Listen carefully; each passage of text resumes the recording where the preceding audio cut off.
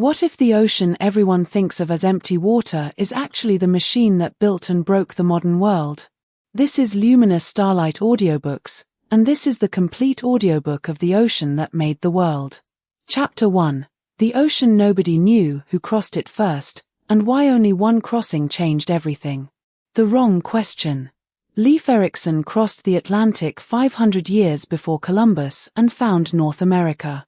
He looked at it, spent a winter, fought with the people he met, and sailed home. His voyage changed nothing. Columbus crossed the same ocean in 1492, reached the Caribbean, took prisoners, planted a cross, and sent for more ships. His voyage changed everything. The ocean was the same ocean. The difference was not the sea. The difference was the civilization that sent the ships and knew what to do with what they found. But the question of who crossed first is the wrong question. The right question is whose crossing changed the world, and the answer to that question is unambiguous. Columbus, in 1492, initiated a connection between the Eastern Hemisphere and the Western Hemisphere that was permanent, self-reinforcing, and world-altering in every dimension: demographic, biological, economic, political, cultural, in ways that no previous contact had been. Leif Erikson reached Newfoundland and turned back. Columbus reached the Caribbean and sent for more ships. The difference was not navigational skill or personal courage. The difference was the specific historical moment, the institutional capacity behind the voyage, the economic incentives driving it, the technological infrastructure that could sustain the connection once it was made. The Atlantic was not discovered in 1492. It was connected, plugged into a global system of exchange that would, over the following centuries, produce the modern world. The ocean itself had been there for 150 million years, indifferent to the civilizations that had grown up on its edges. What changed in 1492 was not the ocean. It was the human capacity to use it. What the ocean is. Stand on the shore at Cape St. Vincent, the southwestern tip of Portugal, on the kind of clear autumn day that the Portuguese sailors of the 15th century would have recognized, and look west. There is nothing between you and North America except 3,000 miles of water. The Atlantic is not a barrier in the way that mountains are a barrier. It does not block movement, it channels it. The winds that blow across it are predictable. The currents that move through it follow fixed patterns. The ocean that looks featureless from the shore is, for a navigator who knows it, a system of highways. The specific geography of the Atlantic shaped every human story that happened on it. The trade winds that blow steadily westward across the tropical Atlantic are why Columbus sailed south before sailing west. He was picking up the wind that would carry him to the Caribbean. The westerlies that blow eastward across the North Atlantic are why the return journey was faster than the outward one, and why European ships could make the crossing reliably in both directions. The Gulf Stream, the vast river of warm water that flows north along the American coast and then curves east across the North Atlantic toward Europe, is why Britain's climate is mild enough for agriculture despite its northern latitude, and why the eastern seaboard of North America was the first part of the continent that European colonists settled. The Atlantic is a machine. It has moving parts, currents, winds, temperature gradients, storm systems, that interact according to physical laws that do not care about the civilizations that depend on them. Understanding how the machine works is understanding why the Atlantic world developed the way it did, why certain empires controlled certain coasts, why certain crops grew in certain places, why certain migration patterns were possible and others were not. The history of the Atlantic is, in part, a history of human beings learning to read a machine and use it. A case study: Leif Erikson and Christopher Columbus. Leif Erikson sailed from Greenland to North America around 1000 CE and established a settlement at a place he called Vinland, almost certainly the site of Lance Auxiliary Meadows, where Norwegian archaeologists found the remains of a Norse encampment in 1960. He spent a winter. He encountered the indigenous people he called Skraylings, with whom relations were initially cautious and eventually violent. He left. His brother Thorvald came back and was killed by an arrow. A later expedition under Thorfinn Kolzefne attempted a permanent settlement and was driven off by the Skray after 3 years. The Norse abandoned Vinland and did not return. Christopher Columbus sailed from Palos, Spain, in August 1492 with 3 ships and 90 men, funded by the Spanish crown, backed by the institutional machinery of a state that had just finished a 700-year campaign of religious reconquest and was looking for a new project. He reached the Bahamas in October, established contact with the indigenous Taino people, took several of them prisoner to bring back to Spain as evidence, planted a cross on the beach to claim the island for the Spanish crown, and returned to a hero's welcome. Within a decade, Spanish colonization had begun in earnest. Within 50 years, the indigenous population of the Caribbean had been reduced from several million to near zero by a combination of disease, violence, and forced labor. The difference between these 2 crossings is not the ocean. It is everything else. Leif Erikson had a ship and personal courage and no institutional backing, no economic incentive structure that rewarded the discovery and exploitation of new territories, no state capacity to follow up a first contact with the ships and soldiers and administrators that colonization requires. Columbus had all of these things. The Atlantic was the same ocean in 1000 CE and 1492 CE. The civilizations on its eastern shore were not. The ocean before Columbus. The indigenous peoples of the Atlantic coast, the Beothuk of Newfoundland, the Algonquin of New England, the Taino of the Caribbean, the Tupi of Brazil, had their own relationships with the ocean that European colonizers mostly failed to understand and entirely failed to respect. The Taino who watched Columbus's ships approach from a beach in the Bahamas were not people who had been waiting for civilization to arrive. They were members of societies with sophisticated agriculture, complex political structures, long-distance trade networks, and cosmologies that gave meaning to their world. What the ocean meant to these societies was not what it meant to the Europeans approaching from the east. The Taino saw it as the medium through which their gods had traveled, the source of the fish that fed them, the highway that connected their island world. They did not see it as the boundary between the known and the unknown that European cartographers imagined, the edge of the world beyond which monsters swam. For the people who lived on the western shore of the Atlantic, the ocean was home, not mystery. The encounter that Columbus initiated in 1492 was not a meeting of equals who happened to approach the same ocean from opposite sides. It was a collision between 2 worlds that had developed independently for 12,000 years, since the last land bridge between Asia and the Americas disappeared under rising seas at the end of the last ice age. The Atlantic had kept them separate. Columbus ended that separation. What followed, the Columbian Exchange, the Atlantic slave trade, the colonization of the Americas, was the most consequential series of events in the history of the modern world, and it all flowed from the moment a man from Genoa, funded by the Spanish crown, looked at the Atlantic and decided to use it. The ocean that made the world. The Atlantic is the youngest of the world's major oceans. It began opening approximately 200 million years ago when the supercontinent Pangaea began to split, and it is still widening today at approximately the rate that fingernails grow, 2 centimeters per year. The Americas are still moving away from Europe and Africa, and the Atlantic is still growing. On geological timescales, the ocean that remade human civilization is a new feature of the planet's surface. This geological youth is relevant to the human story in a specific way. The Atlantic opened at exactly the right moment in the history of life on Earth to create the biological separation that made the Columbian Exchange so devastating. The Americas had been isolated from the Eurasian disease pool long enough for their populations to develop no immunity to the pathogens that European sailors carried. If the Atlantic had stayed closed for another 50 million years, the Americas and Eurasia might have shared enough biological history to moderate the impact of contact. If it had opened 1 billion years earlier, there might have been no difference at all. The specific timing of the Atlantic's geological development, one of the most arbitrary-seeming facts in Earth history, determined the biological conditions of the encounter that produced the modern world. The ocean does not care about any of this.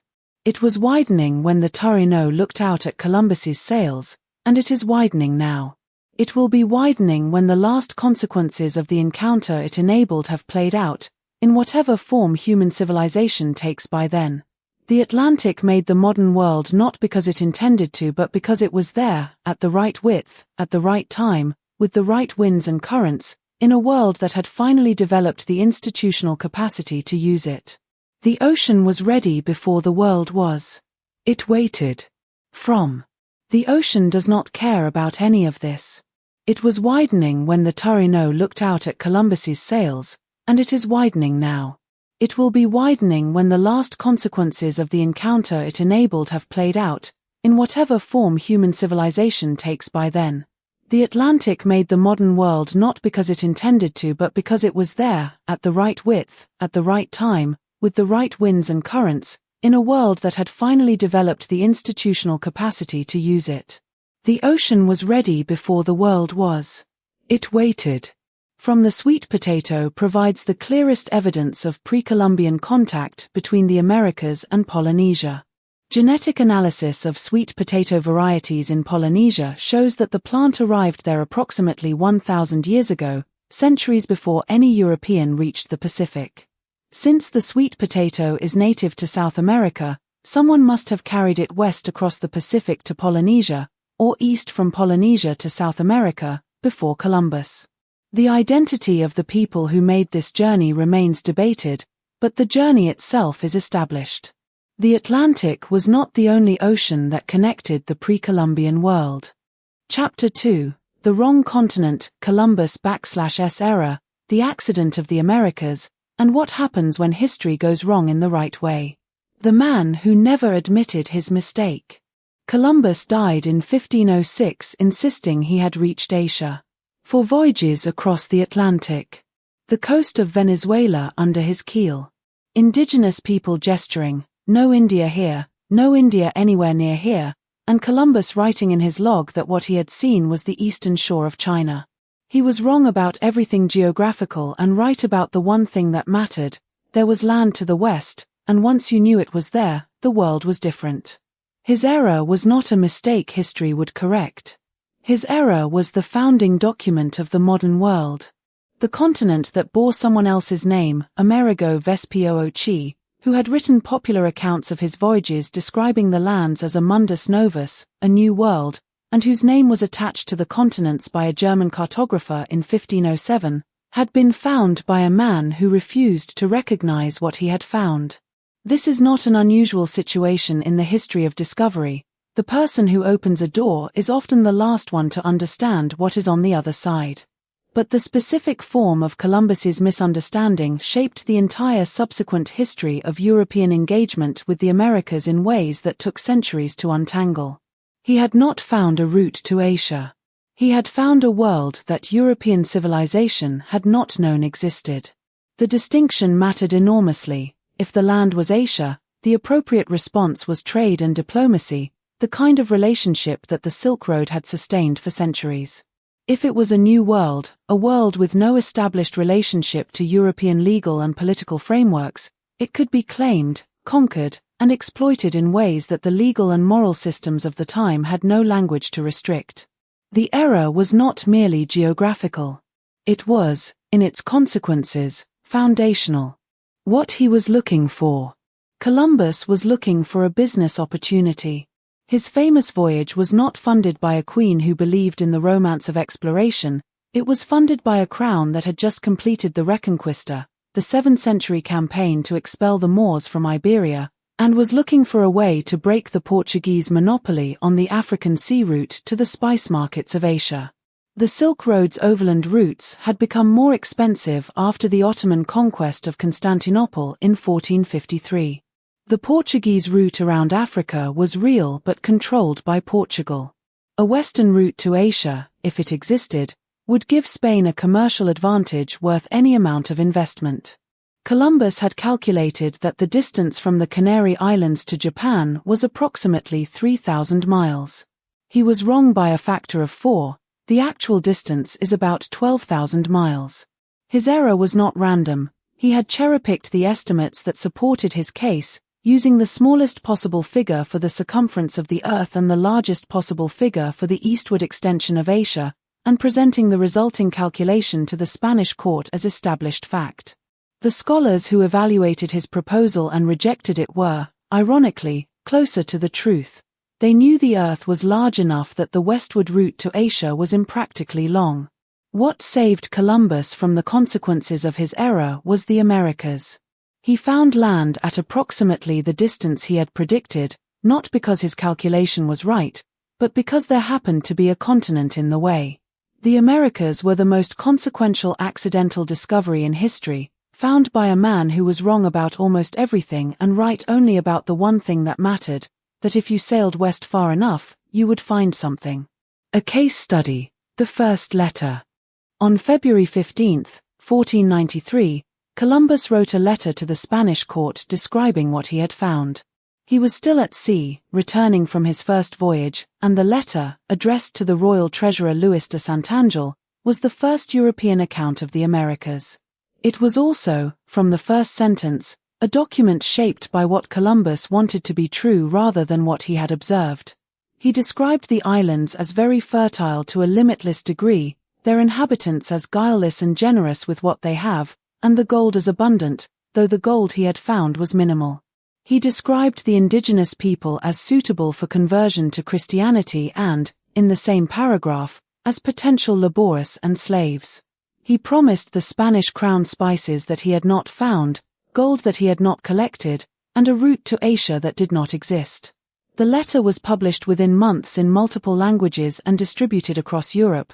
It was the first bestseller about the Americas, and it established the template that European accounts of the New World would follow for a century. Extravagant promises, strategic omissions, and the treatment of indigenous people simultaneously as innocents to be saved and resources to be used. The gap between what Columbus wrote and what he had found was not simply dishonesty, though dishonesty was present. It was the fundamental problem of the encounter. Columbus had no framework for understanding what he had seen. He could describe the islands in the vocabulary of the European commercial and religious world he came from, and that vocabulary had no category for what the Americas actually were. The first account of the New World was necessarily a distortion, because the cognitive tools available to its author had been built for a different world entirely. The accident and its logic. History is full of accidents, but not all accidents are equal.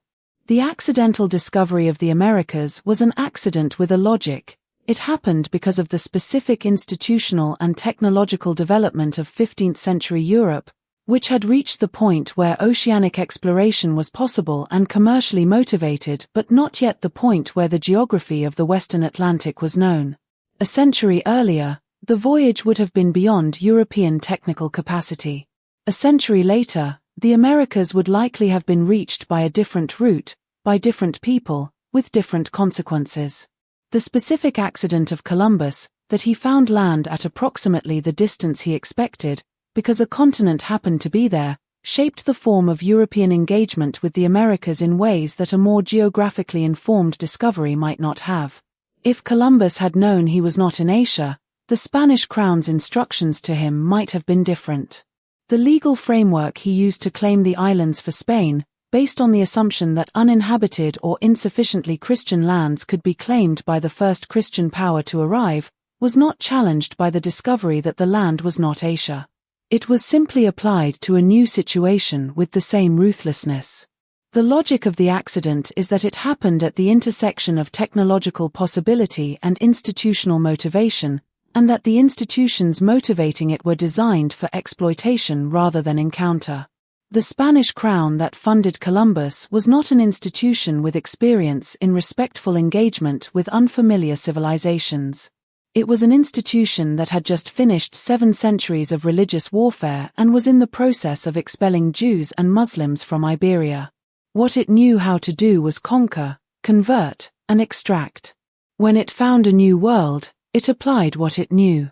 The name and the forgetting. America is named after a man who did not discover it, who visited it only twice, and who died a wealthy merchant in Florence while the continent he had described was being systematically destroyed.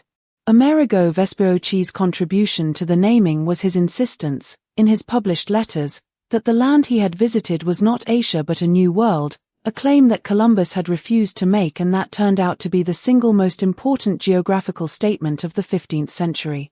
The German cartographer Martin Wald-Siemler, who attached Vespucci's first name to the new continents on his 1507 world map, later regretted the decision and removed the name from subsequent maps.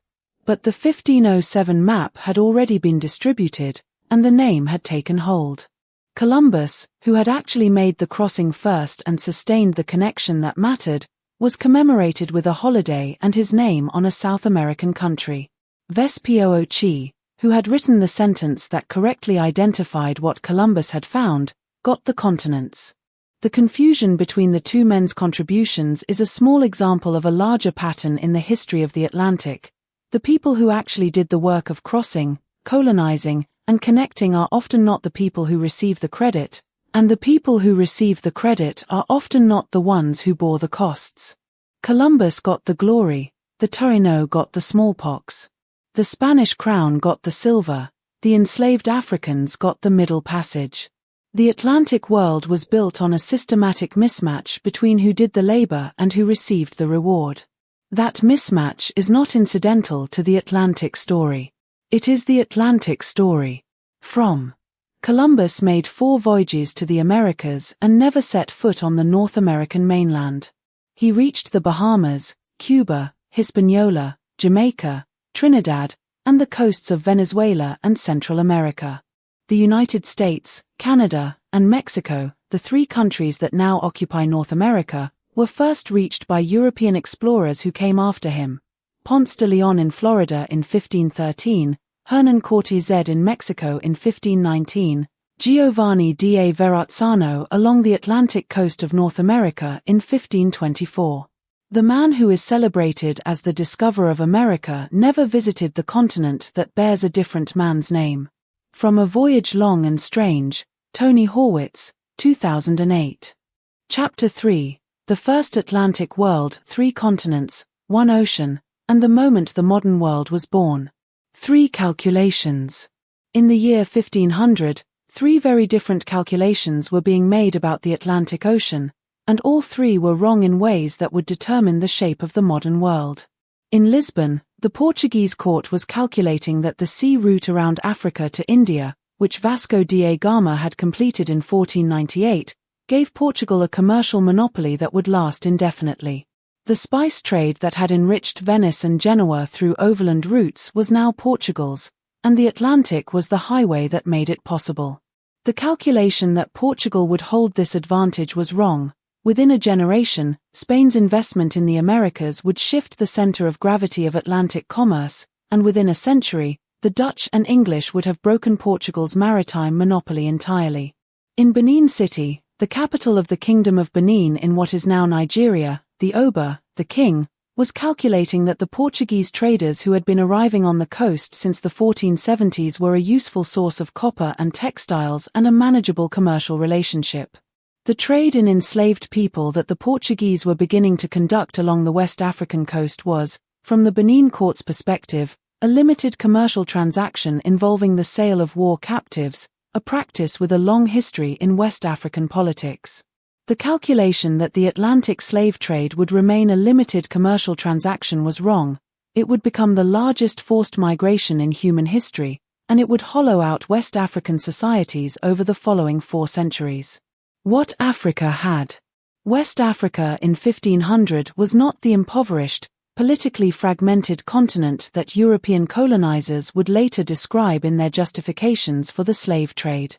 It was home to sophisticated states, the Mali Empire, the Songhai Empire, the Kingdom of Benin, the Wolof Confederation, with long-distance trade networks, urban centers, legal systems, and cultural traditions that were fully comparable in complexity to contemporary European institutions. The specific resources that made West Africa attractive to Atlantic traders were gold, which had been flowing north across the Sahara to Mediterranean markets for centuries, ivory, and, increasingly, enslaved people. The gold trade that had enriched Mali and Songhai, the gold that paid for the mosques of Timbuktu, that bought the textiles of North Africa, that flowed into the Mediterranean economy, was redirected to the Atlantic coast when Portuguese ships began arriving in the 1470s. The new customers offered different goods at different prices, and the African merchants who controlled the coastal trade were sophisticated enough to take advantage of the competition.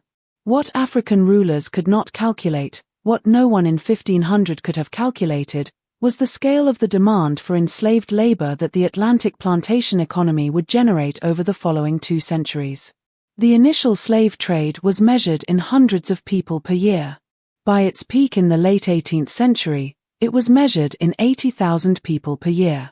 The West African states that had initially managed the trade as a controlled commercial relationship found themselves drawn into an accelerating system that they could not control and that eventually consumed them. A case study: the Taino and the First Contact. The Taino people who watched Columbus's ships approach the beach at San Salvador on October 12, 1492 were, by all contemporary accounts, among the most hospitable people that European explorers had yet encountered. They brought food. They exchanged gifts. They showed no fear of the strange ships or the strangely dressed men who came ashore. Columbus's log records that they would make good servants. He had decided within hours of meeting them what their function in the new Atlantic world would be. The Taino had lived in the Caribbean for approximately 1500 years, having migrated from South America and established a culture that stretched from the Bahamas to the Greater Antilles. They practiced sophisticated agriculture, built substantial houses, traded between islands, and had a religious and cosmological tradition that gave meaning to every aspect of their world. Their population in 1492 has been estimated at anywhere from 250,000 to several million, depending on the scholar and the methodology. By 1550, they were gone, not reduced, not displaced, but effectively extinct as a functioning society. The specific mechanism of the Taino's destruction was not primarily violence, though violence was present.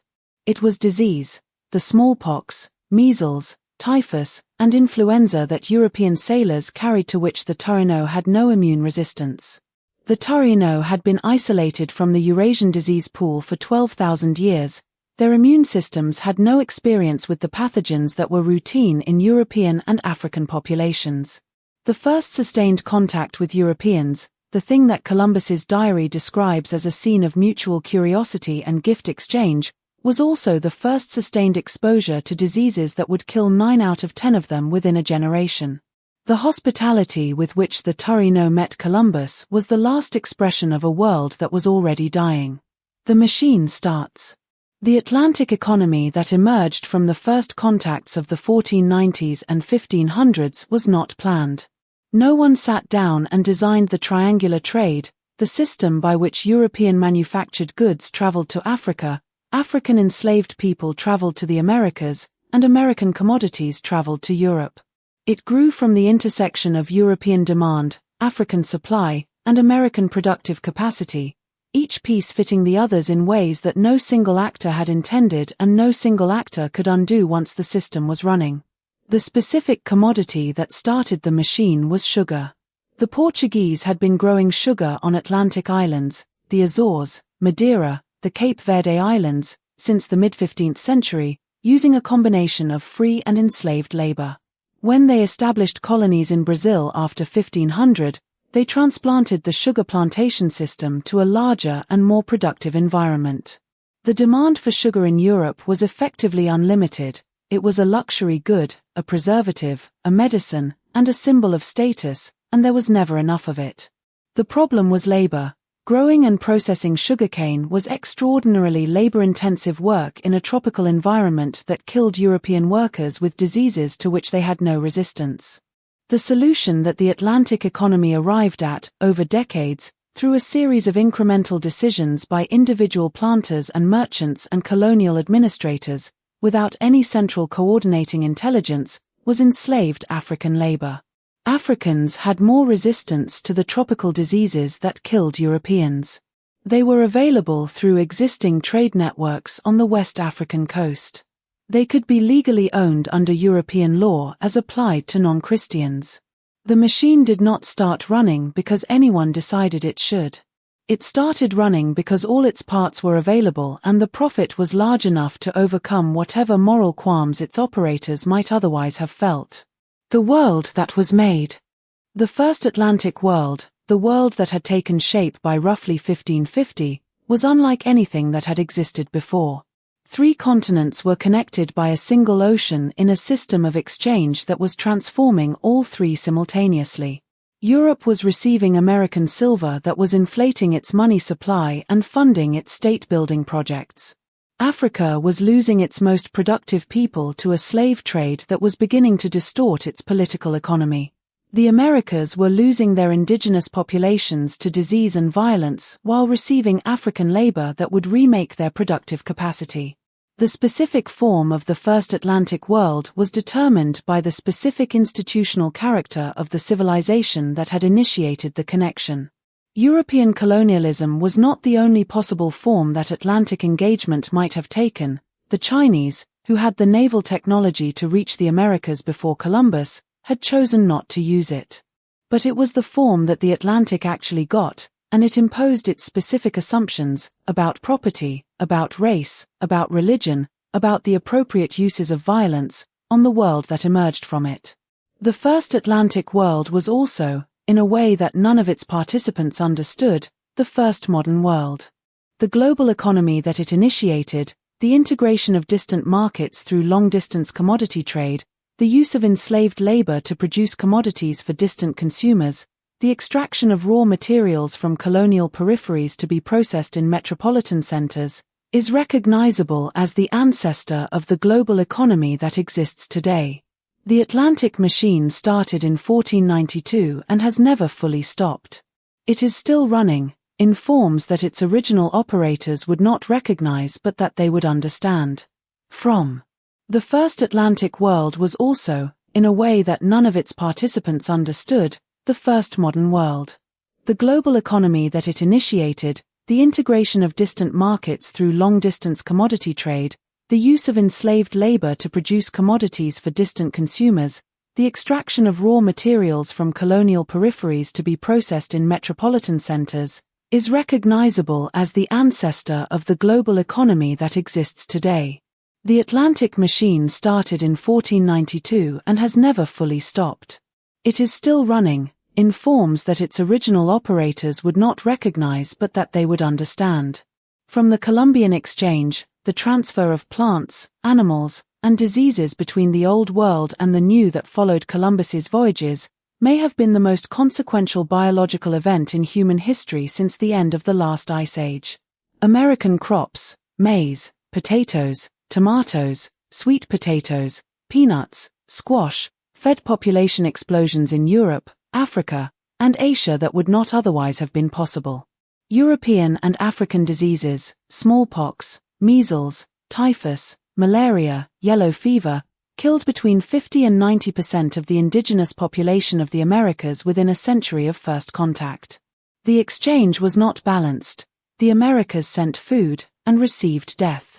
Chapter 4. The Sugar Machine: How One Crop Built the Atlantic Economy, Addicted the World, and Enslaved Millions. The most important plant in Atlantic history. Cut a stalk of sugarcane and put it in your mouth. The sweetness is immediate and intense, one of the most powerful taste experiences in the human sensory repertoire, the product of a sucrose concentration that evolution designed to attract animals for seed dispersal and that human beings have found irresistible for 6,000 years. That irresistibility is the engine of the Atlantic economy. Everything that followed from the first European colonies in the Americas, the slave trade, the plantation system, the wealth that funded the Industrial Revolution, the racial hierarchies that still shape the societies of the Atlantic world, traces back, in one way or another, to the human desire for sweetness and the plant that satisfied it. Sugarcane originated in New Guinea, was domesticated in India, traveled to Persia with the Arab conquests of the 7th century, reached the Mediterranean with Islamic expansion, and was growing in Sicily and southern Spain by the time Columbus was born. It was already a commodity of considerable importance when the Portuguese began growing it on the Atlantic islands in the mid-15th century. But the Atlantic islands, Madeira, the Azores, São Tomé, were too small and too close to Europe to supply the demand that was developing as sugar moved from luxury item to everyday commodity in European markets. What the Atlantic needed, and what it found in Brazil and the Caribbean was scale. The scale that the Americas offered was the scale of continents, vast stretches of tropical land with the right soil and climate for sugarcane, land that, after the indigenous populations had been destroyed by disease, was effectively empty of competing claims. The only thing missing was labor. And the Atlantic had a labor supply. How the plantation worked. A sugar plantation in 17th-century Barbados was a specific and horrifying machine. The sugarcane was planted by hand, weeded by hand, cut by hand with iron machetes in a tropical heat that killed European indentured servants so fast that the planters had given up on them by the 1640s. The cut cane was carried to the mill, a stone building with animal-powered or wind-powered crushers, and the juice was expressed, boiled, clarified, and crystallized in a series of operations that required large amounts of fuel and generated a smell of burning sugar that settlers could detect miles offshore. The people who did this work were enslaved Africans, purchased from traders on the West African coast and transported across the Atlantic in conditions that killed between 10 and 20% of them in transit. Those who survived the Middle Passage arrived in Barbados speaking languages that their enslavers could not understand, stripped of family and community, legally classified as property, and set to work in conditions that killed most of them within 7 years. The plantation calculated that it was cheaper to work enslaved people to death and replace them than to feed and care for them adequately, a calculation that held as long as the price of enslaved Africans on the West African coast remained low enough. The specific efficiency of the plantation system, its ability to produce large quantities of sugar at prices that made it affordable to middle-class European consumers, was built on this calculation. The price of sugar that a London housewife paid in 1700 included the cost of the labor that produced it, and that labor cost was kept low by the legal and physical coercion of millions of human beings. The consumer who bought cheap sugar was not making a moral choice. She was participating in a system that had made its moral choices invisible. Sugar and the body.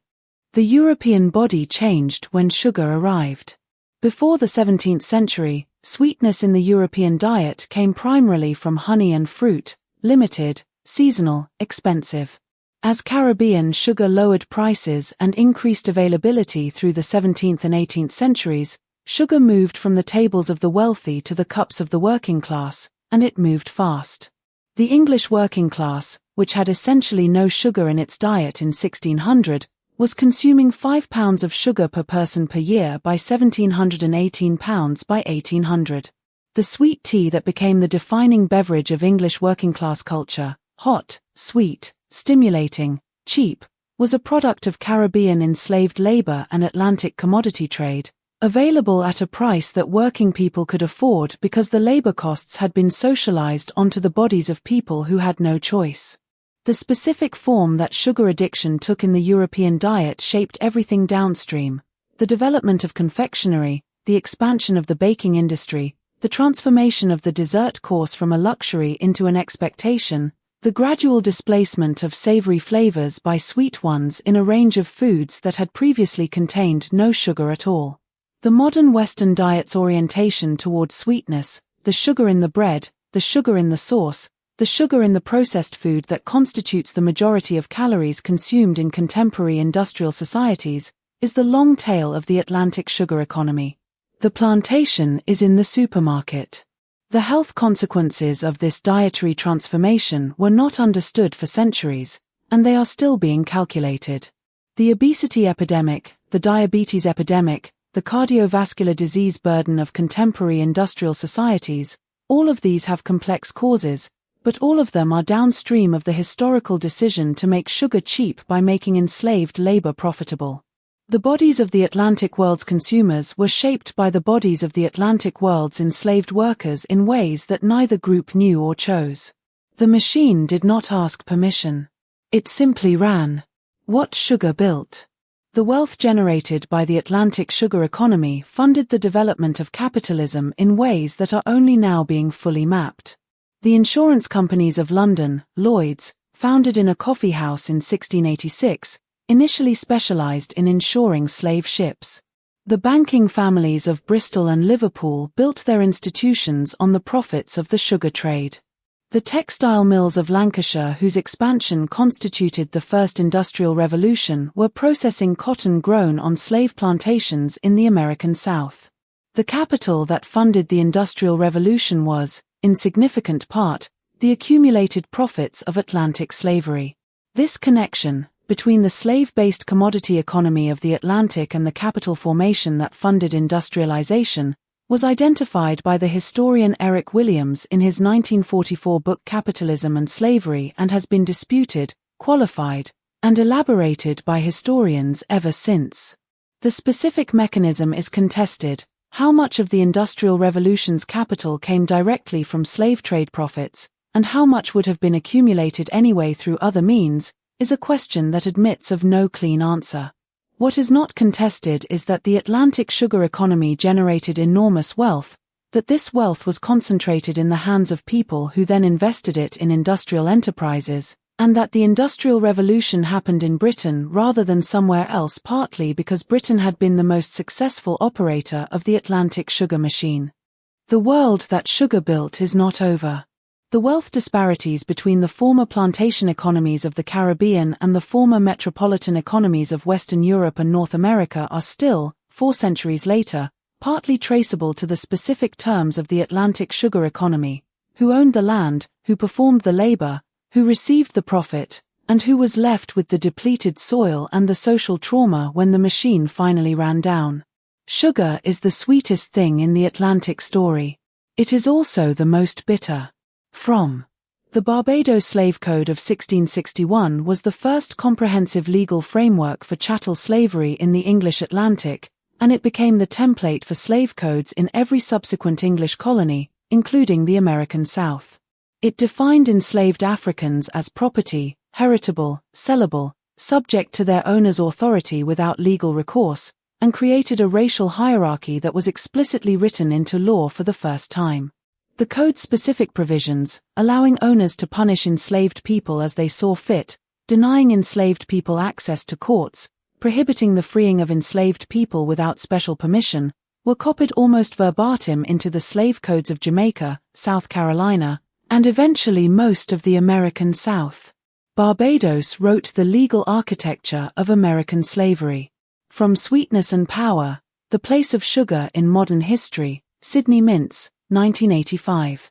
Chapter 5, The Slave Ship, the Zong Massacre, the Insurance Claim, and the System that Made It Rational. The Arithmetic. On the morning of November 29, 1781, the captain of the British slave ship Zong ordered 133 enslaved Africans thrown into the Atlantic Ocean. They were not thrown overboard because the ship was sinking or because there was any navigational emergency. They were thrown overboard because they were sick, and sick enslaved people were not covered by the ship's insurance policy, but enslaved people lost at sea due to necessity were. The captain made an arithmetic calculation. The sick were dead weight.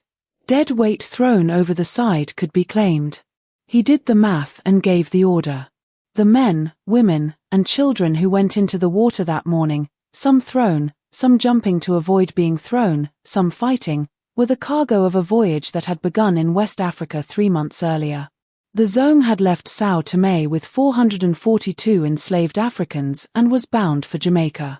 By the time the massacre began, 62 of the enslaved people had already died of disease, as had several of the crew. The captain claimed that the ship was running short of water and that the sacrifice was necessary for the survival of the remaining crew and cargo. The water shortage, it later emerged, was not an emergency. There were sufficient supplies. The Zong massacre was not an unusual event in the history of the Atlantic slave trade.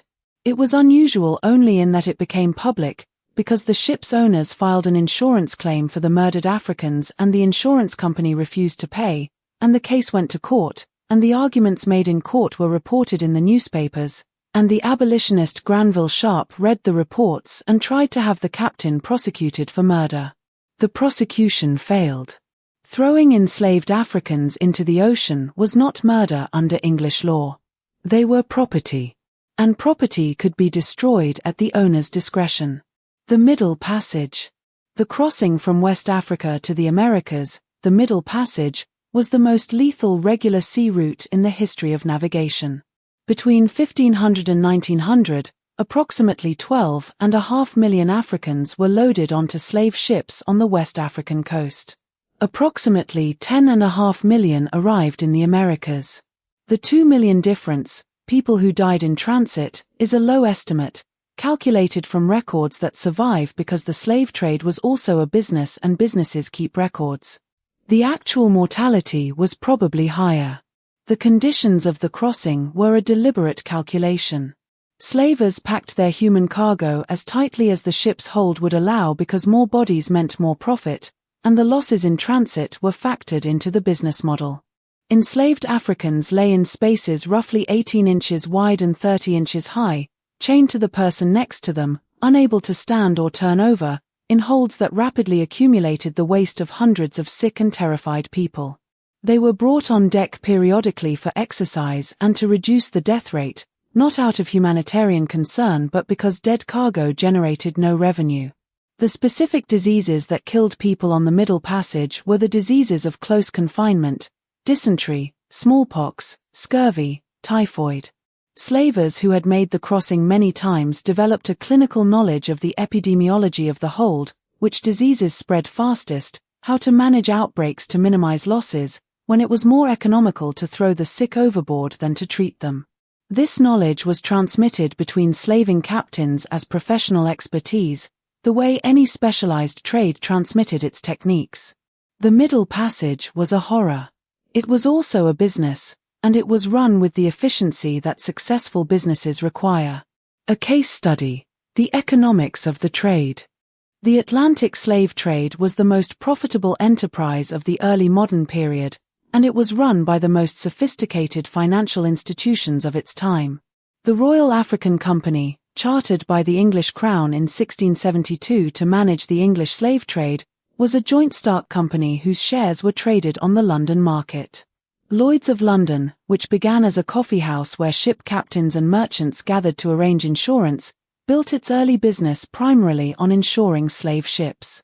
The banks that financed slave voyages, advancing capital to slavers, accepting enslaved people as collateral, extending credit to plantation owners, were the ancestors of some of the most important financial institutions in the world today.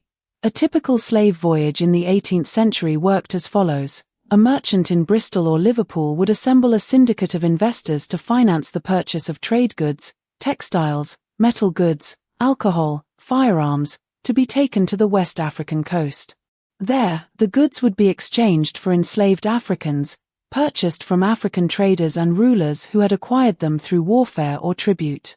The enslaved Africans would be transported to the Caribbean or the American South, sold to plantation owners for credit, and the proceeds used to purchase sugar, tobacco, cotton, or rice for the return voyage to England.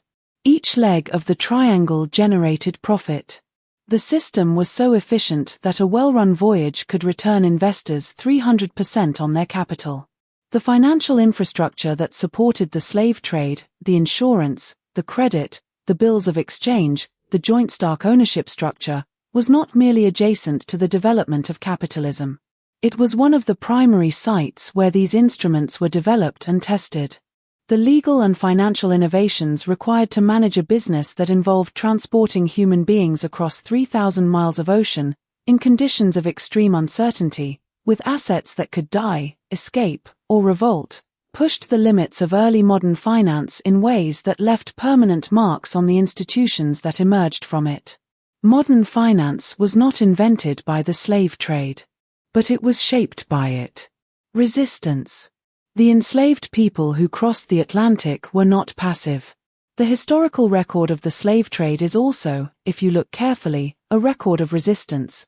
The 485 documented shipboard revolts between 1500 and 1865, the hundreds of thousands who jumped overboard rather than arrive in the Americas, the people who pretended illness to avoid sail, who starved themselves to death, who killed their captors when they could, who maintained their languages and religions and cultural identities through decades of deliberate suppression. The slavers knew about resistance and calculated for it. Slave ships carried more crew than equivalent cargo ships because the crew had to guard the cargo.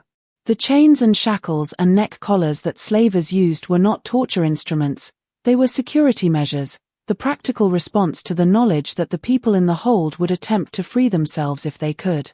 The architecture of the slave ship was designed around the assumption of resistance, the barricade that divided the deck, the small hatch openings that prevented mass escapes, the swivel guns mounted to fire into the hold in case of revolt. The most successful resistance was not on the ships but after arrival.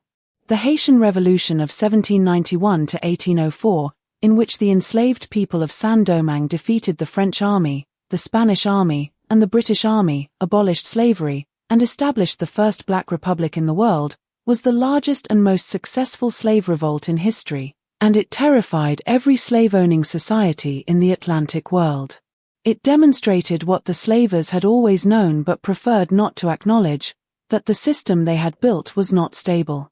It was a machine held together by violence, and the people it was built on were not accepting the violence as legitimate. They were waiting for the moment when the violence could be overcome. The abolition and its limits. The abolition of the British slave trade in 1807 and the abolition of slavery in the British Empire in 1833 are usually told as a story of moral progress, of William Wilberforce and the Clapham sect and the gradual triumph of humanitarian values over economic interest. This story is not false, but it is incomplete. The economic argument for abolition was at least as powerful as the moral one. By the early 19th century, the British Caribbean sugar colonies were in decline, undercut by slave-grown sugar from Cuba and Brazil and by the rising productivity of non-slave labor in the emerging industrial economy. The specific terms of British abolition reveal the limits of the moral argument. The Slavery Abolition Act of 1833 compensated the owners of enslaved people, £20 million, approximately 40% of the government's annual budget, for the loss of their property. The people who had been enslaved received nothing. Not freedom money. Not reparations. Not even the dignity of having their suffering acknowledged in the legislation that ended it. The formerly enslaved were required to continue working for their former owners for a period of years as apprentices, without pay, as part of the compensation package for the owner's inconvenience. The £20 million paid to British slave owners in 1833 was the largest financial settlement in British history up to that point, and it was paid by the British taxpayer. The loan that the British government took out to fund the compensation was not fully paid off until 2015. British taxpayers were still, in 2015, paying interest on the debt incurred to compensate the owners of enslaved people. The enslaved people themselves received nothing then and have received nothing since. The Zong captain was never prosecuted. The system that made his arithmetic rational was never fully dismantled. It transformed. And the transformation is still ongoing. From the insurance claim filed by the owners of the Zong slave ship, seeking compensation for 133 enslaved Africans deliberately drowned, was eventually rejected by English courts, not on the grounds that the killing was wrong but on the grounds that the water shortage the captain cited was not genuine. The judge who presided over the original trial, Lord Mansfield, had previously ruled in the Somerset case of 1772 that slavery was not supported by English common law and that enslaved people who reached English soil could not be forcibly returned to their owners. He later expressed distress at the Zong case. He did not prosecute the captain. The law that protected enslaved people in England did not protect them on English ships in the Atlantic Ocean.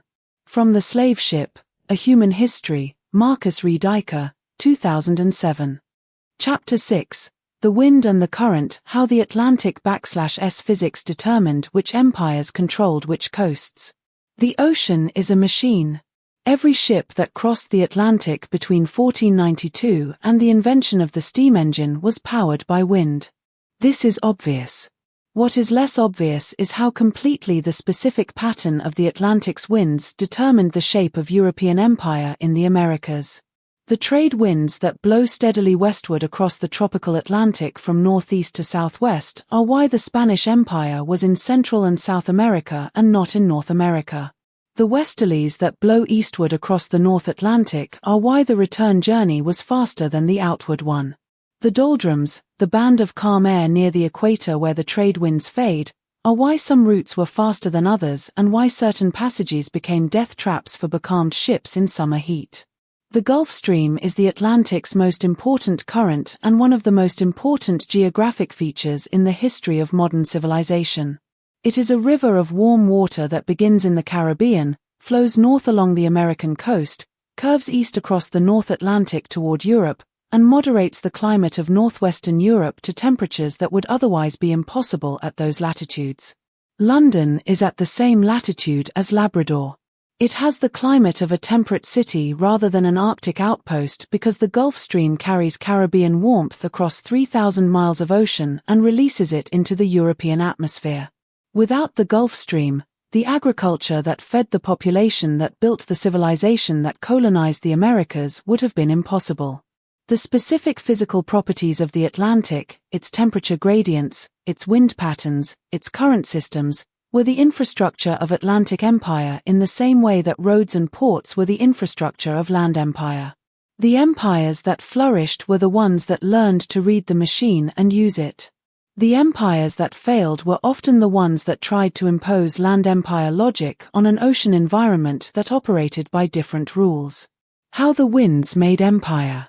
The Portuguese route to Brazil, established in the early 16th century, was not the direct westward crossing that Columbus had made. Portuguese navigators discovered that sailing south along the African coast and then southwest toward Brazil, picking up the southeast trade winds, was faster and more reliable than trying to cross the equatorial Atlantic directly. The Great Loop that Portuguese ships made, south along Africa, west across the South Atlantic, north up the Brazilian coast, looks inefficient on a map but was the fastest route given the prevailing winds. The Spanish routes to the Caribbean and Mexico used the north equatorial trade wind, the steady northeast wind that blows toward the Caribbean, for the outward voyage and the North Atlantic westerlies for the return. Columbus had discovered this wind system on his first voyage, and subsequent Spanish navigators refined it into the Carrera de Indias, the route system that carried silver from Mexico and Peru to Seville for 2 centuries. The system was so reliable that Spanish treasure fleets could be scheduled by the season, outward in spring when the trade winds were strongest, returning in summer when the westerlies were reliable. The English and Dutch, who came to Atlantic commerce later than the Spanish and Portuguese, initially had to use routes that avoided the Spanish-controlled Caribbean approaches. They found routes through the North Atlantic that the Spanish had not fully mapped, up toward Iceland and Newfoundland, then south along the American coast, and used them to establish the first permanent English and Dutch colonies in North America. The specific geography of the North Atlantic, with its westerlies and its cold Labrador current, shaped the settlement of North America as much as any political decision made in London or Amsterdam. A case study: the Gulf Stream and Benjamin Franklin. Benjamin Franklin was the first person to produce a scientific chart of the Gulf Stream, in 1770, and he did so for a specifically practical reason. He wanted to explain why the mail packets that carried correspondence between England and America took 2 weeks longer to cross the Atlantic going east than going west. The American ships that made the crossing in the faster time knew about the Gulf Stream from the Nantucket whalers who had been fishing in it for decades. The English packet captains did not know about it and were sailing against it for part of their journey. Franklin's chart, produced in collaboration with his cousin Timothy Folger, a Nantucket whaler, was the first systematic mapping of a major ocean current, and it was a product of the same practical empiricism that characterized Franklin's other scientific work. The whalers knew the Gulf Stream not as an abstract geographical feature but as a physical reality they encountered daily. The warm water, the blue-green color, the specific species of fish and seaweed that lived in it, the way it ran faster than the surrounding ocean. Franklin transformed this practical knowledge into a scientific chart that captains could use to avoid the current on eastward crossings and exploit it on westward ones. The Gulf Stream chart was also, in a small way, a political document. Franklin's goal was to help American ships cross the Atlantic faster than English ships, giving American merchants a commercial advantage. The ocean's physical infrastructure was, in this context, a potential source of competitive advantage, and the civilization that understood it best would use it most efficiently. The Nantucket whalers who knew the Gulf Stream gave Franklin the information he needed because they were Americans, and because faster mail service between America and England served their commercial interests. The science of the ocean and the politics of empire were not separate. Hurricane.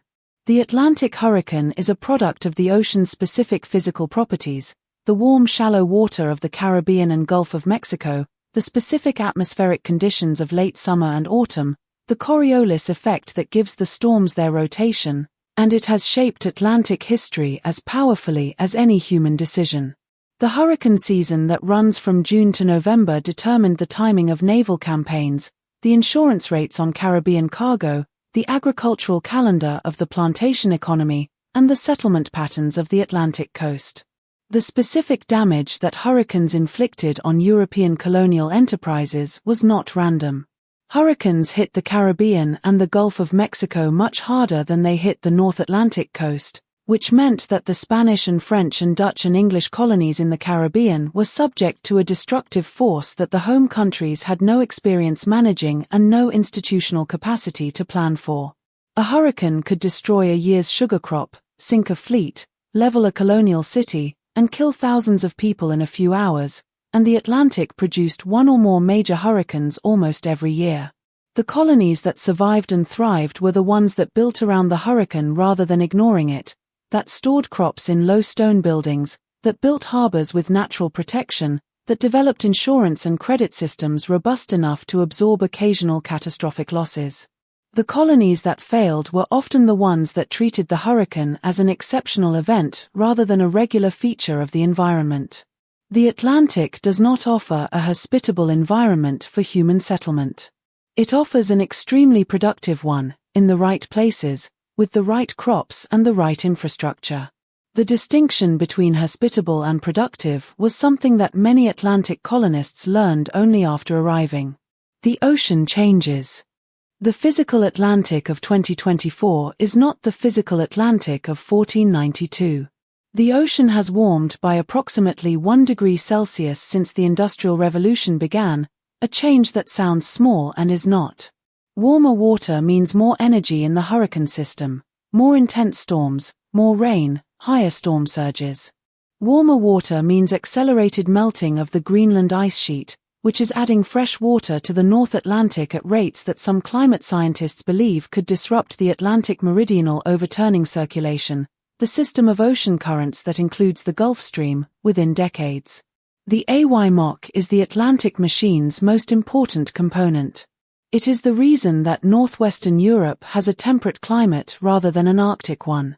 It is the reason that the agricultural productivity that sustained European civilization was possible. It is the reason that the Gulf Stream runs north along the American coast and east toward Europe. And it may be weakening. The fresh water from melting ice is less dense than salt water, which means it sinks less readily, which means it disrupts the density gradient that drives the AYMOC.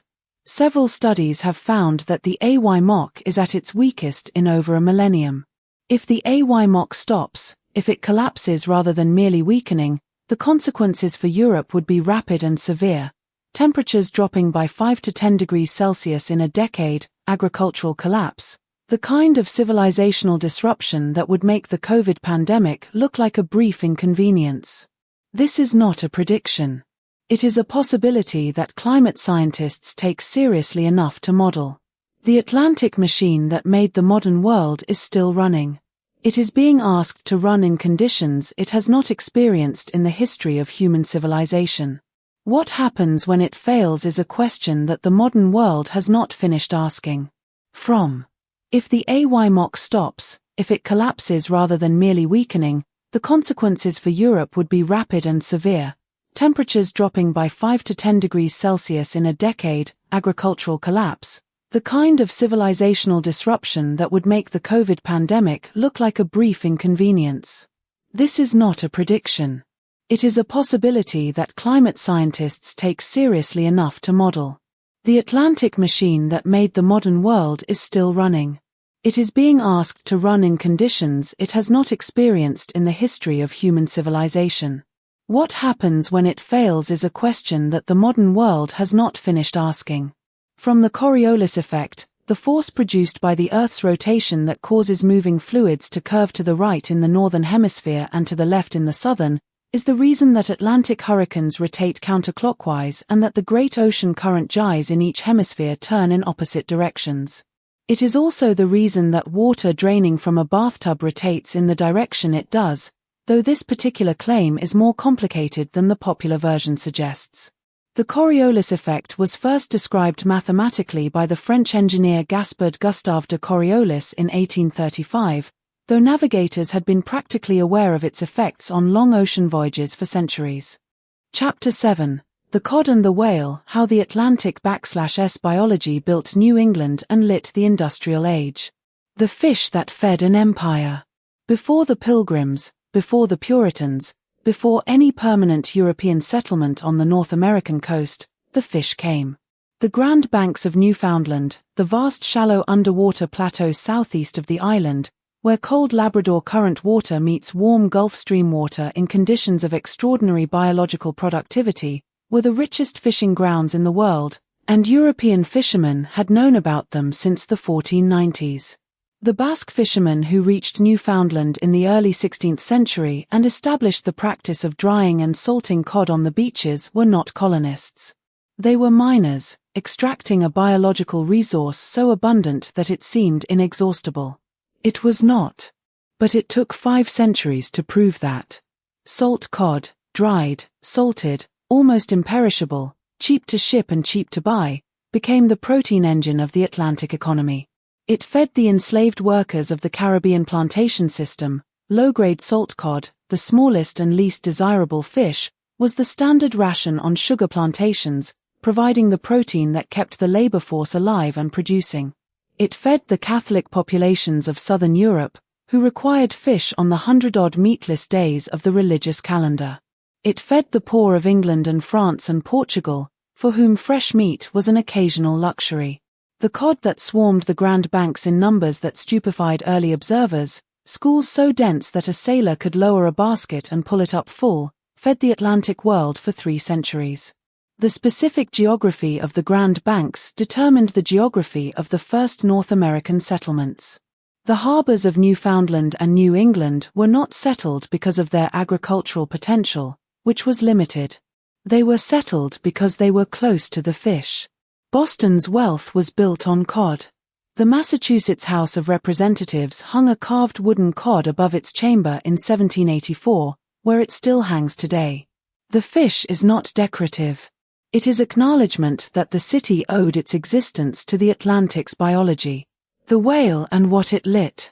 The whale oil that lit the streets and homes of the industrializing world in the 18th and 19th centuries came from the Atlantic, processed by an industry centered on the island of Nantucket that was, for a century, the most capital-intensive and technologically sophisticated manufacturing enterprise in North America.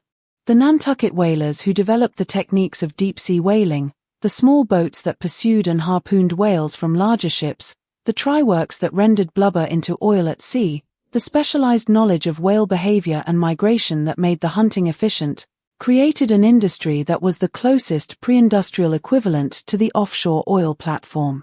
Sperm whale oil was the best lubricant available for the machinery of the early industrial revolution. It did not congeal in cold temperatures, did not corrode metal, and burned cleanly in the oil lamps that lit factories, streets, and homes before gas and electricity. The demand for sperm oil grew with industrialization. More factories meant more machinery meant more lubricant meant more whales. The Nantucket fleet that had hunted whales in the North Atlantic by the early 18th century was hunting them in the South Atlantic by the mid-18th century and in the Pacific by the early 19th century, as the Atlantic populations were depleted. Herman Melville's Moby Dick, published in 1851, is the novel of the American whale fishery at its peak and its psychological limit. The Pequod that chases the white whale is not just a ship, it is an industrial enterprise, a commercial venture, a floating factory crewed by men from every corner of the maritime world. The novel is about obsession, but it is also, meticulously, about labor, the labor of cutting up a whale in a heaving sea, the labor of rendering blubber in open fires on deck, the labor of coopering the barrels that hold the oil. Melville worked as a whaleman. He knew what the industry was. He wrote it down before it ended. A case study, Nantucket and the Economics of Extinction. Nantucket in 1820 was the richest community per capita in North America, a town of 10,000 people whose prosperity was built almost entirely on the killing of whales. Its harbor was full of ships. Its mansions were built from the proceeds of oil. Its women managed the town's economy while their husbands were gone for years at a time on voyages to the Pacific and Antarctic. Its commercial culture was sophisticated enough to develop insurance instruments, credit mechanisms, and investment structures that would not look out of place in a modern financial center. The prosperity was built on a resource that was being consumed faster than it could regenerate. Nantucket whalers knew this. They could see the whale populations declining. They had to travel further and further to find their prey. They were reducing the catch per unit effort that made each voyage profitable. The knowledge did not slow the killing, because the economics of the industry made it irrational for any individual whaling firm to reduce its catch while competitors continued to kill. The individual calculation, hunt as many whales as you can before someone else gets them, was perfectly rational. The aggregate result was the systematic depletion of whale populations across every ocean in the world. The Nantucket whale fishery did not end because the whalers chose to stop. It ended because the resource collapsed and then because petroleum, discovered in Pennsylvania in 1859, provided a cheaper alternative. The whales that survived did so not because the industry that hunted them developed ethical scruples but because the industry lost its commercial rationale. The Nantucket mansions still stand.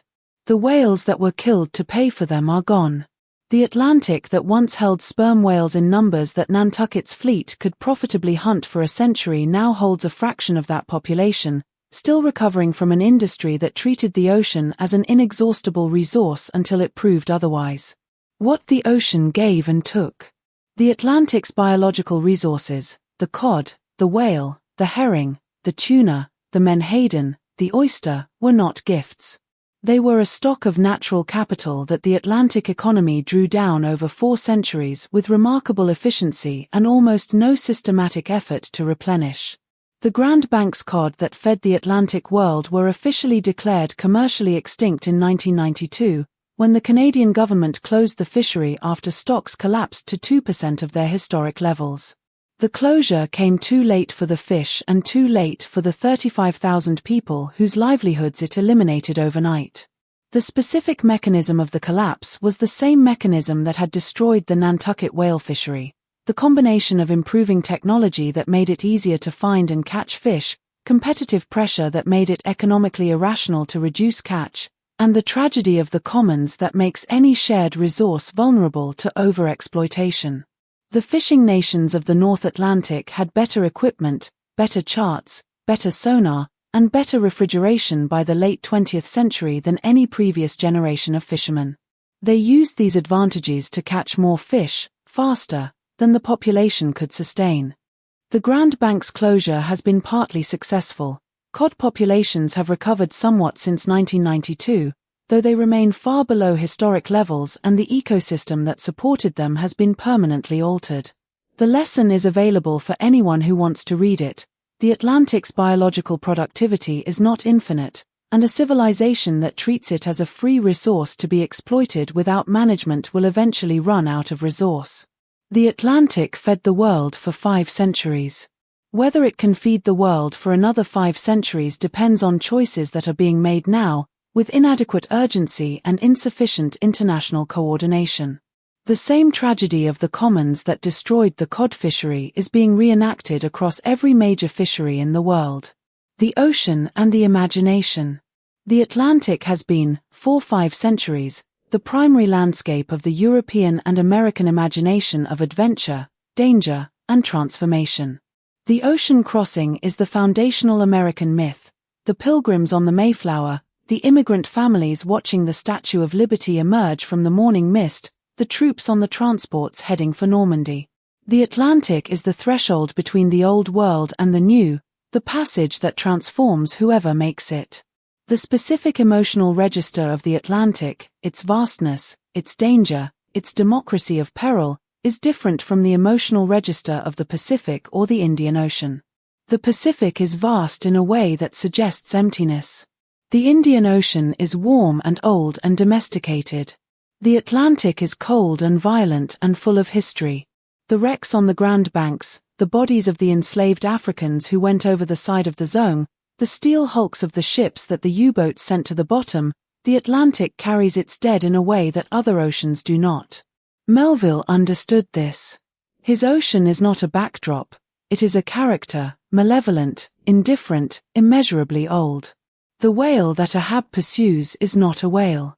It is the Atlantic itself, the force that built the modern world, that fed and enriched and enslaved and killed, that gives and takes with complete indifference to the desires and merits of the people who depend on it. The Pequod sinks. The Atlantic continues. That is the Atlantic story, and it has not finished. From the Grand Banks cod were so numerous in the early 16th century that John Cabot, who reached Newfoundland in 1497, reported that his crew could lower baskets over the side and pull them up full of fish. By 1992, when the Canadian government closed the commercial fishery, the cod population had collapsed to approximately 2% of its pre-industrial level, a decline from an estimated biomass of several million tons to tens of thousands of tons. The fishery closure was the largest single-event layoff in Canadian history, eliminating 35,000 jobs in Newfoundland overnight. Cod populations have partially recovered since 1992, but the ecosystem that supported them, the specific food web of the Grand Banks, has been permanently altered and may never return to its historic configuration. From Cod, a biography of the fish that changed the world, Mark Kurlansky, 1997. Chapter 8. The Plantation and the Factory: How Caribbean Slavery Funded the British Industrial Revolution. The Cotton Gin and the Field. On a plantation in Mississippi in 1850, an enslaved woman bent over a row of cotton plants and pulled the white bolls from their husks, filling a sack she dragged behind her. She had been doing this since before dawn. She would continue until after dark. The overseer was watching. The quota was 400 pounds of picked cotton per day, and workers who fell short were whipped. The cotton she was picking would be shipped to Liverpool, sold to a Manchester textile manufacturer, spun into thread by a machine powered by a steam engine, woven into cloth by a power loom, and sold as fabric across the British Empire and beyond. Between this woman in the Mississippi cotton field and the Manchester factory worker feeding cotton into a spinning machine was an ocean, the Atlantic, and a political boundary, between the slave states of the American South and the industrial cities of northern England. The two systems were presented, in the political discourse of the time, as entirely separate. American slavery was an American problem, a product of American history and American law. British industrialization was a British achievement, a product of British ingenuity and British enterprise. The Atlantic between them was, in this telling, a separation. It was not a separation. It was a connection. The cotton that the Manchester mills processed came overwhelmingly from the American South, grown by enslaved labor on land that had been cleared of its indigenous population within living memory. The textile industry that was the engine of British industrialization was dependent on slave-grown cotton in a way that no amount of political distance could disguise.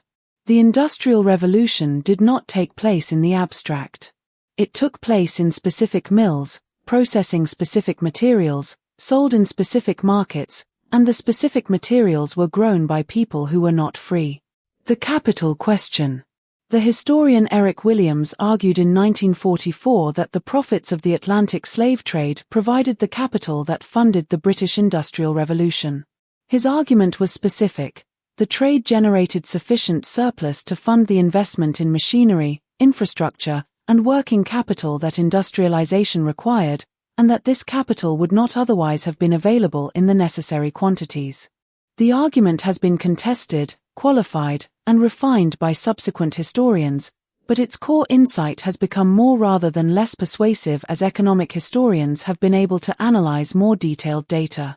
The profits of the slave trade were not the only source of industrial capital, and they were not sufficient by themselves to explain industrialization.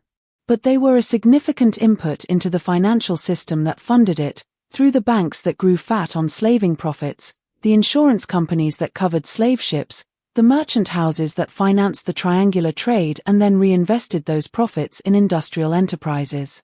The specific geography of early British industrialization is suggestive.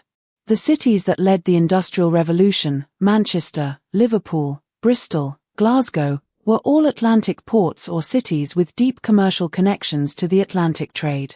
The financial institutions that funded the early factories were not randomly distributed across Britain, they were concentrated in the cities where Atlantic trade profits had accumulated. The Industrial Revolution happened where it did partly because of where the capital was, and the capital was where the Atlantic trade had put it. A case study, Manchester and its cotton. Manchester in 1850 was the most productive city in the world, the first industrial city, the place that Engels had described a decade earlier as the epitome of industrial capitalism's capacity for both wealth creation and human destruction. Its mills processed approximately a quarter of the world's cotton production. Its streets were choked with smoke.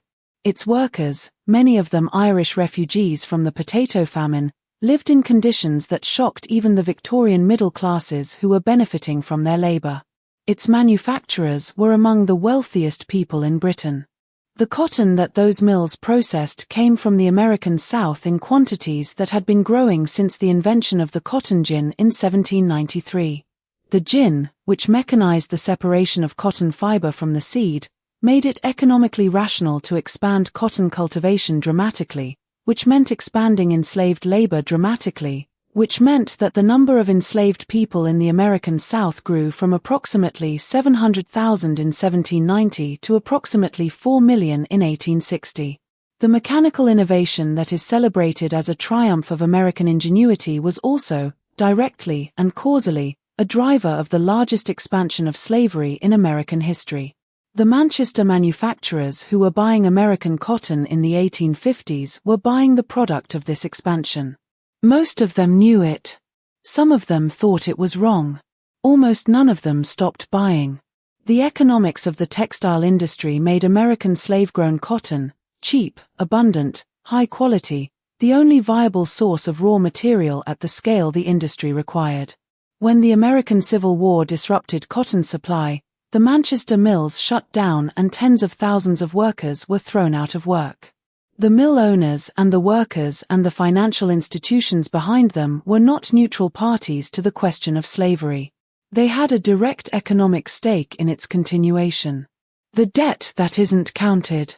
The standard account of the Industrial Revolution celebrates the ingenuity of the engineers who designed the steam engines and the looms and the furnaces, the entrepreneurship of the manufacturers who built the factories, the resilience of the workers who operated the machines. All of these contributions were real. What the standard account omits is the calculation of what the Industrial Revolution received from the people who could not participate in its benefits, the enslaved Africans whose labor produced the raw materials, the indigenous Americans whose land was cleared to grow those materials, the indentured laborers from Asia who were recruited to replace the enslaved workers after abolition. The omission is not accidental. The political economy of industrialization required a narrative in which industrial success was purely the result of European ingenuity and European enterprise, in which the inputs that came from enslaved and coerced labor were invisible, categorized as free goods provided by nature or by a providential commercial system rather than as the extracted product of specific human suffering. The narrative was maintained by the same mechanisms that maintained the slave system itself, the geographic distance between production and consumption, the legal structures that classified people as property, the social conventions that made it impolite to inquire too closely into how the cotton was grown. The reparations debate that has gathered force in the early 21st century is, at its core, an argument about this accounting. The specific question, whether the descendants of enslaved people are owed compensation by the governments and institutions that benefited from their ancestors' labor, is less important than the prior question it raises. How do you measure a debt that was never entered on a balance sheet?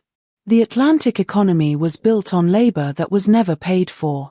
The industrial economy that succeeded it was built, in part, on the capital that unpaid labor generated. The accounting has never been done. The question of whether it needs to be is not going away. Two systems, one ocean. The plantation and the factory were not opposite economic systems. They were complementary ones, connected by an ocean and sustained by a shared logic, the extraction of maximum value from labor through a combination of technology, discipline, and coercion. The plantation coerced its workforce through the direct violence of slavery. The factory coerced its workforce through the economic violence of low wages, long hours, and the threat of starvation. Both systems generated enormous wealth for the people who owned them and subsistence, or worse, for the people who worked in them. The Atlantic connected these two systems in ways that made each possible. The plantation produced the cheap raw materials that made the factory competitive. The factory produced the cheap manufactured goods that the plantation economy needed. The banks that financed the plantation also financed the factory. The insurance companies that covered the slave ships also covered the textile cargoes. The merchants who organized the triangular trade transitioned into the industrial suppliers when the trade changed form. The world that emerged from the conjunction of plantation and factory was the world of modern capitalism, a global system in which the labor of some people produces the goods that other people consume, in which the price of goods does not reflect the full cost of producing them, in which the distance between production and consumption makes the human cost invisible to the consumer. The plantation is gone. The factory is still running. The ocean between them is still the Atlantic, and the ships that cross it now carry containers instead of enslaved Africans, but the logic of the system, extraction, distance, invisibility, has not changed as much as the absence of visible chains might suggest. From the debt that the British government incurred to compensate slave owners following the Slavery Abolition Act of 1833, £20 million, approximately £2 billion in contemporary values, was not fully repaid until 2015. For over 180 years, British taxpayers were paying interest on money borrowed to compensate the people who had owned enslaved human beings, while the formerly enslaved people and their descendants received no compensation at all. When the UK government's Debt Management Office tweeted about the final loan repayment in 2018, it noted that living UK citizens helped end the slave trade, a description that treated taxpayers as the true victims of the abolition settlement, prompting a wave of public criticism and a deeper reckoning with what the compensation arrangement had actually meant. From Capitalism and Slavery, Eric Williams, 1944. Chapter 9. The Atlantic Revolution, America, France, Haiti, and the Three Revolutions that Made the Modern World. The revolution that nobody wants to talk about. On the night of August 22, 1791, on the northern plain of Saint-Domingue, the French colony that occupied the western third of the island of Hispaniola and was the most profitable colony in the world, enslaved people began to kill their masters. The signal was a ceremony in the forest at Bois Caiman, where a Haitian Vodou priest named Bauckman presided over a ritual that combined African religious tradition with the specific fury of people who had decided that waiting for freedom was no longer possible.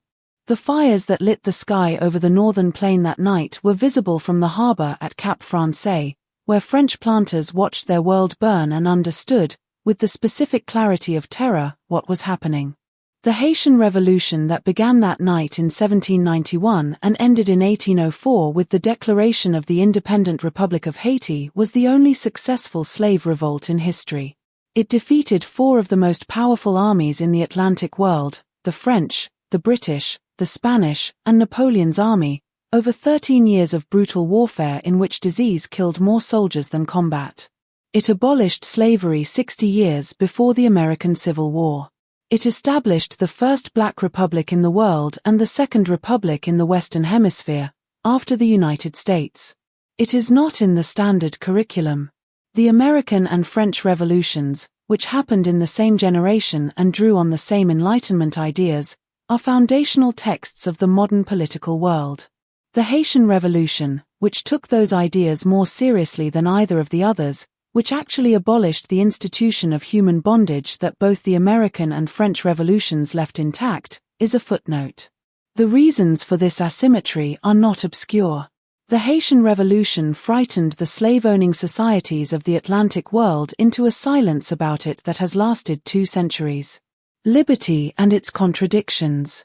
The American Revolution of 1776 is a document of contradiction so deep that it has been generating political arguments for 2.5 centuries.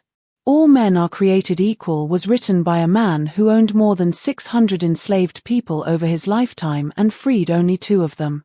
The Declaration of Independence that proclaimed universal human freedom was also, in one of its specific grievances against the British Crown, a complaint that the Crown had encouraged enslaved people to seek their freedom, which was inconvenient for the slave-owning colonial elite conducting the revolution. The contradiction was not invisible to the founders. John Adams, who owned no enslaved people, understood that the new republic was building its freedom on an institution that was the negation of freedom. Samuel Johnson, the British lexicographer, asked with pointed sarcasm why the loudest yelps for liberty were coming from the drivers of enslaved Africans. The founders, who were also slaveholders, developed a series of sophisticated rationalizations for the inconsistency, that slavery was a temporary institution that would die out naturally, that the question had to be deferred for political reasons, that future generations would solve the problem that the present generation was too busy founding a republic to address. The future generations did not solve the problem without the bloodiest war in American history. The specific compromise that the founders made, accepting slavery as the price of Southern participation in the new republic, was a debt that came due at Gettysburg and Chancellorsville and Antietam, 87 years after the Declaration was signed.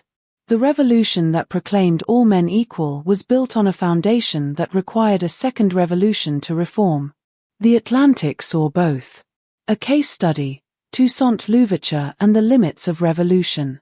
Toussaint Louverture was born enslaved in Saint-Domingue around 1743, taught himself to read, became a skilled horseman and manager, was freed by his owner in the 1770s, and when the revolution began in 1791, joined it. Within 2 years he was its dominant military leader. He was also, simultaneously, one of the most sophisticated political minds of his generation. A man who understood that military victory was not the same as political survival, who navigated the competing interests of France, Britain, Spain, and the United States with a strategic intelligence that his opponents consistently underestimated. Toussaint never declared independence from France. He wrote a constitution in 1801 that made Saint-Domingue an autonomous colony with himself as governor for life, but he remained technically French. His calculation was that full independence would invite the combined opposition of every slave-owning power in the Atlantic, whereas remaining within the French Empire provided a measure of protection. Napoleon's decision to send an army to restore slavery in 1801 proved the calculation wrong. France was not a protective umbrella, it was the specific threat, and the 10,000 troops that arrived under Leclerc were sent specifically to undo what Toussaint had built. Toussaint was captured by treachery in 1802, invited to a negotiating meeting under a flag of truce and then arrested. He was transported to France and imprisoned in the Fort de Dieu in the Jura Mountains, where he died of cold and privation in April 1803. He was 60 years old.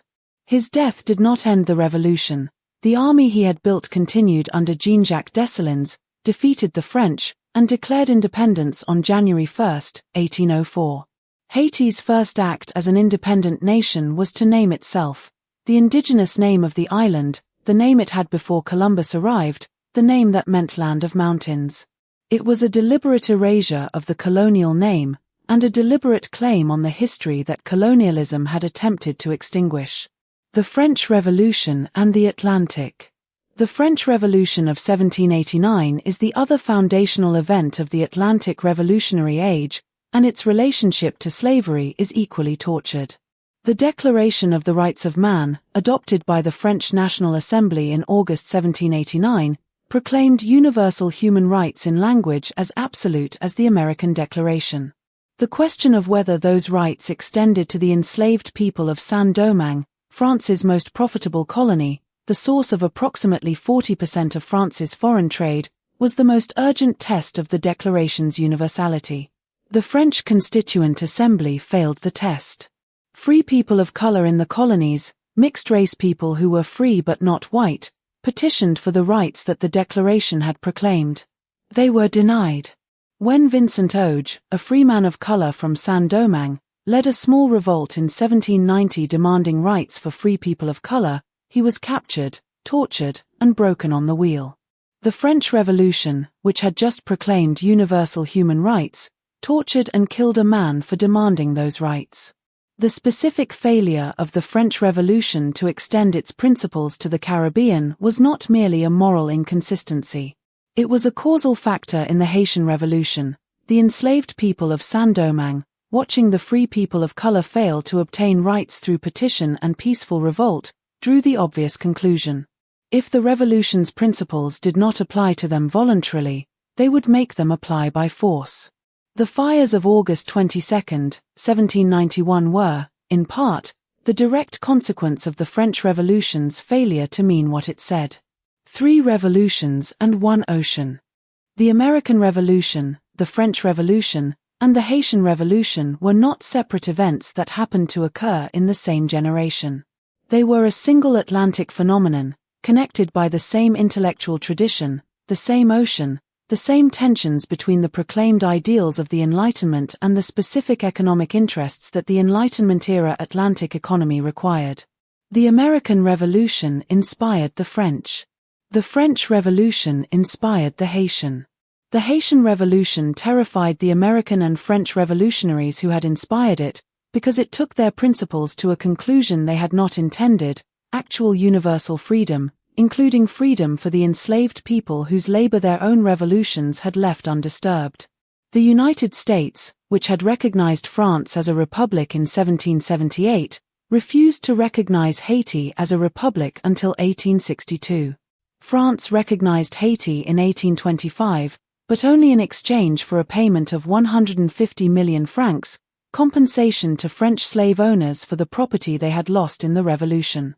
Haiti paid this debt until 1947. The Atlantic connected these 3 revolutions and determined the specific form of their interaction. The ocean that had carried enslaved Africans to Saint-Domingue also carried the Enlightenment ideas that gave the enslaved people a language for their own freedom. The ocean that separated Haiti from France made it possible for Haiti to fight France to a standstill over 13 years. The ocean that connected the United States to Haiti made American slave owners terrified of what the Haitian example might inspire. The 3 revolutions happened on 3 shores of the same ocean, and the ocean was the medium through which they acted on each other. The Atlantic did not choose sides. It carried everything. The Atlantic connected these 3 revolutions and determined the specific form of their interaction. The ocean that had carried enslaved Africans to Saint-Domingue also carried the Enlightenment ideas that gave the enslaved people a language for their own freedom. The ocean that separated Haiti from France made it possible for Haiti to fight France to a standstill over 13 years. The ocean that connected the United States to Haiti made American slave owners terrified of what the Haitian example might inspire. The 3 revolutions happened on 3 shores of the same ocean, and the ocean was the medium through which they acted on each other. The Atlantic did not choose sides. It carried everything. From Haiti's independence debt to France, 150 million francs, later reduced to 90 million, demanded in exchange for French recognition of Haitian sovereignty, was the equivalent of approximately $21 billion in contemporary values. Haiti paid this debt until 1947, a period of 122 years during which the country's capacity to invest in infrastructure, education, and development was severely constrained by the obligation to compensate the people who had enslaved its citizens. The New York Times investigation published in 2022 documented in detail how this debt shaped Haitian poverty and underdevelopment across 2 centuries. France has not repaid the debt or formally acknowledged the role it played in Haiti's impoverishment. The discussion of whether it should is ongoing. Chapter 10, The Cable Under the Sea: How the First Transatlantic Telegraph Shrank the World and What Broke It. 12 seconds. On August 16, 1858, Queen Victoria sent President James Buchanan a congratulatory message via the newly completed transatlantic telegraph cable. The message was 98 words long. In normal correspondence, it would have taken 10 days to cross the Atlantic by ship. Via the cable, it took 17 hours to transmit. The signaling was slow and the operators inexperienced. But the principle was demonstrated. An electrical signal had traveled along 2,000 miles of copper wire lying on the floor of the Atlantic Ocean and arrived in Washington as a coherent message. The ocean that had taken Columbus 5 weeks to cross could now be crossed, informationally, in the time it took to tap out a sentence. The cable broke 3 weeks later. The signals grew weak, then confused, then stopped. The chief electrician of the cable company, in a desperate attempt to restore communication, had been increasing the voltage through the cable to levels far beyond its rated capacity. The insulation failed. The cable went dead. It lay on the bottom of the Atlantic for 8 years before a second attempt, using better technology and a larger ship, restored the connection in 1866. The 3 weeks of operation in 1858 were enough to prove the concept and generate the kind of public enthusiasm that made the 1866 restoration not just a commercial venture but a civilizational event. The Atlantic Telegraph was the first technology that separated communication from transportation, the first time in human history that a message could travel faster than a person, faster than a horse, faster than a ship. Everything that followed, the telephone, radio, the internet, is downstream of the insight that the 1858 cable demonstrated. Information does not have to travel with its carrier. The cable and the empire. The telegraph cable that crossed the Atlantic in 1866 was not just a communications technology. It was an instrument of imperial control. The British Empire in the 1860s spanned a quarter of the Earth's surface but was governed by a system of communication that was functionally identical to the Roman Empire's. Decisions made in London travelled by ship to the colonies, and responses travelled by ship back, with round trips measured in months. By the time a colonial governor could receive instructions and report back, situations had changed beyond recognition. The telegraph changed the relationship between imperial center and colonial periphery in ways that made empire simultaneously more efficient and more brittle. More efficient because instructions could be sent and acknowledged within hours rather than months, because intelligence about political situations could be transmitted before the situation changed, because the financial coordination that empire required, the movement of capital, the settlement of accounts, the management of supply chains across thousands of miles, could be conducted in real time. More brittle because the cable infrastructure itself was vulnerable, and because the speed of communication created new expectations of responsiveness that the imperial system could not always meet. The British government understood the strategic importance of the cable network and moved quickly to ensure that Britain controlled the key nodes. By 1902, the All Red Line, a network of telegraph cables connecting Britain to every major British possession, was complete. It ran entirely through British-controlled territory and British-controlled waters, which meant that Britain could communicate with its empire without passing signals through any foreign country's infrastructure.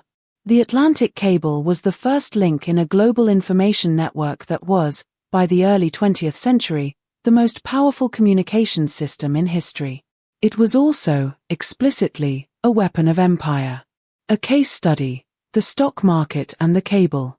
The most immediate practical consequence of the Transatlantic Telegraph was the integration of the London and New York financial markets.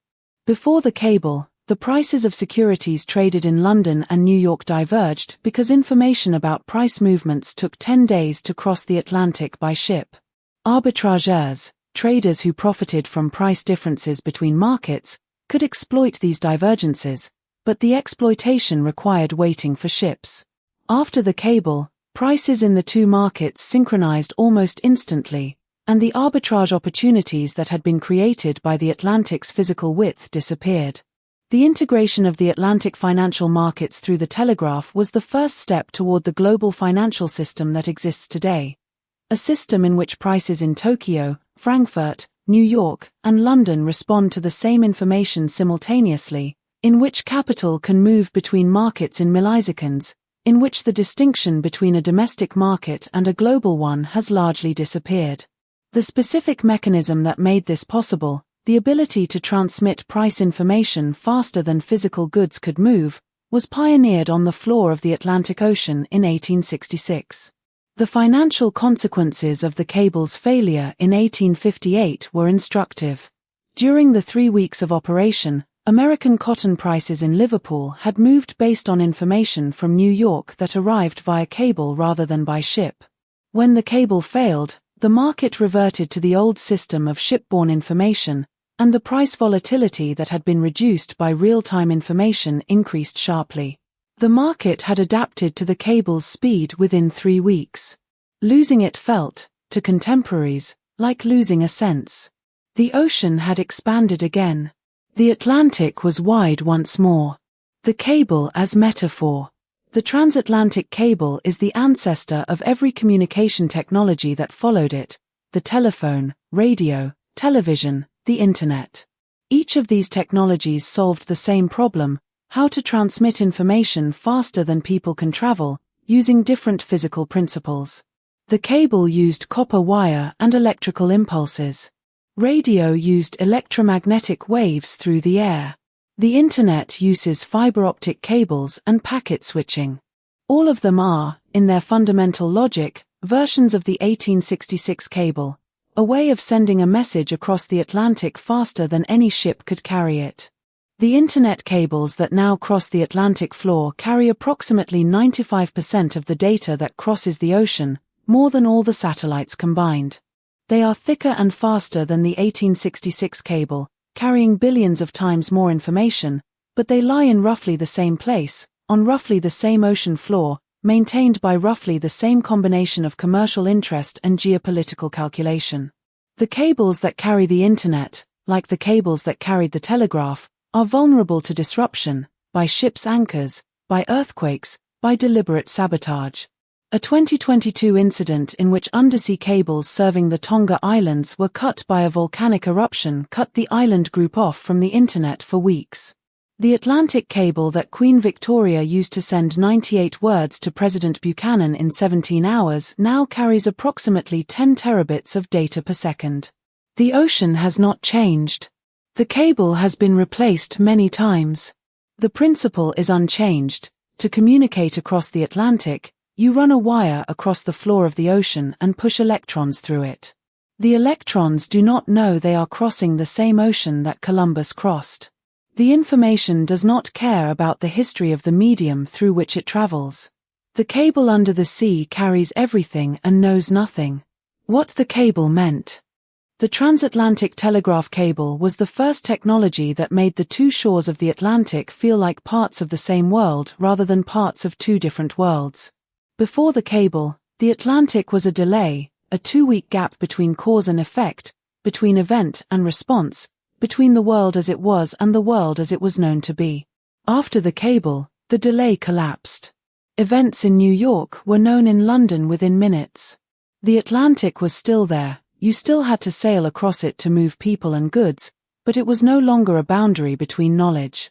The specific form of the modernity that the cable helped create, a world in which information moves faster than goods, in which financial markets are global before manufacturing is global, in which the pace of communication sets expectations that the pace of physical reality cannot always meet, is the world that the 1866 cable inaugurated. The digital world that has developed since the 1990s is not a new world built on new principles. It is the cable world, running faster, carrying more, but operating on the same basic logic, the separation of information from transportation that the cable first demonstrated. The Atlantic that was crossed by the cable in 1866 was smaller than the Atlantic that Columbus had crossed in 1492. It was smaller not because the ocean had shrunk but because human beings had found a way to make it feel smaller. The history of the Atlantic is, in part, the history of the progressive shrinking of the ocean, not physically but experientially, as each successive technology reduced the time and cost of crossing it. The cable did not end the ocean. It was the moment when the ocean stopped being the most important fact about the distance between the old world and the new. From Cyrus Field, the American entrepreneur who organized and financed the transatlantic telegraph cable project, made and lost several fortunes in the process. The 1858 cable failure destroyed the first company he had built around the project. He had to reassemble investors and technology for the successful 1866 attempt. Field's persistence through a decade of failure, public ridicule, and financial loss became a celebrated story of American entrepreneurial determination. What is less often noted is that his project was only possible because the British government provided the ships, including the SS Great Eastern, the largest ship in the world, that laid the cable, and because the British Empire had the strategic motivation to fund an infrastructure that would tie its Atlantic empire together. American enterprise and British imperial calculation produced the result that neither could have achieved alone. From A Thread Across the Ocean, John Steele Gordon, 2002. Chapter 11, The War Ocean U-Boats, The Battle of the Atlantic, and the War That Was Almost Lost at Sea. The Tonnage War. Admiral Karl Donitz had a simple theory. If his U-boats could sink Allied ships faster than the Allies could build them, Britain would be strangled. The ships he was trying to sink were not warships. They were the cargo vessels, the tankers carrying oil from the United States, the freighters carrying food from Canada, the troop transports carrying American soldiers to Britain, that sustained the British war effort. Britain was an island nation that imported everything it could not produce domestically: food, fuel, raw materials, weapons. Without Atlantic supply, Britain could not fight. Without the ability to fight, the European war was lost. Donitz understood this with mathematical clarity. It was a tonnage war, and the side that could sustain its Atlantic supply lines would win. In the first years of the war, the Germans were winning the tonnage war. In 1942, the worst year of the Battle of the Atlantic, Allied shipping losses reached 8 million tons, more than double the rate at which new ships could be built. German submarines were operating in wolf packs, coordinated groups of 5 to 20 boats that attacked convoys simultaneously, from multiple directions, at night. The convoy escort ships of 1942 did not have effective radar, did not have sufficient air cover, and did not have the attack depth charges optimized to sink submarines at the depths that U-boats had learned to use. The submarines were killing ships faster than the mathematics of the war could sustain. The Battle of the Atlantic was the longest continuous military campaign of the Second World War, running from September 1939 to May 1945. It was fought not in the dramatic pitched battles of the Eastern Front or the Pacific, but in the grinding arithmetic of ships sunk and ships built, submarines destroyed and submarines commissioned, escorts killed and escorts replaced.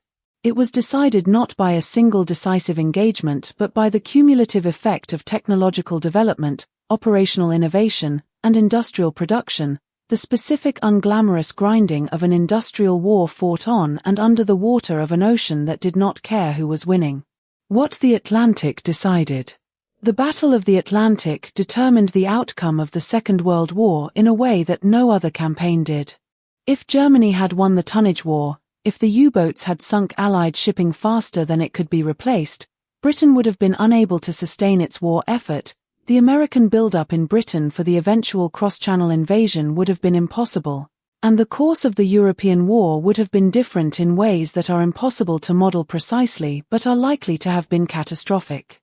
The specific mechanism of the Atlantic campaign's importance is not often taught, because the battle was unglamorous and its outcome was not a single decisive engagement but a statistical trend that reversed itself between 1942 and 1943. The pivotal moments of the Second World War, in popular memory, are El Alamein and Stalingrad and D-Day. The Battle of the Atlantic was the prerequisite for all of them. Without Atlantic supply, none of the other campaigns could have been sustained. The legacy of the Battle of the Atlantic is written into the architecture of the post-war order. The United States Navy's dominance of the world's oceans, established during the war and maintained since, is a direct consequence of the lesson that the Atlantic campaign taught, that the ocean route between North America and Europe is the most strategically important maritime route in the world, and that the power that controls it controls the outcome of any conflict between the Old World and the New. NATO, founded in 1949, is in part an institutional recognition of this lesson, an alliance structured around the specific strategic geography of the Atlantic. The ocean that the U-boats tried to close is now controlled by a military alliance built specifically to keep it open. The dead. The Battle of the Atlantic killed approximately 75,000 Allied sailors and airmen, approximately 30,000 German submariners, and an unknown number of civilians on merchant ships. The civilians included children being evacuated from Britain to Canada and the United States, who were killed when submarines sank their ships. The SS City of Benares, a passenger ship carrying 90 children to safety in Canada in September 1940, was torpedoed in the North Atlantic.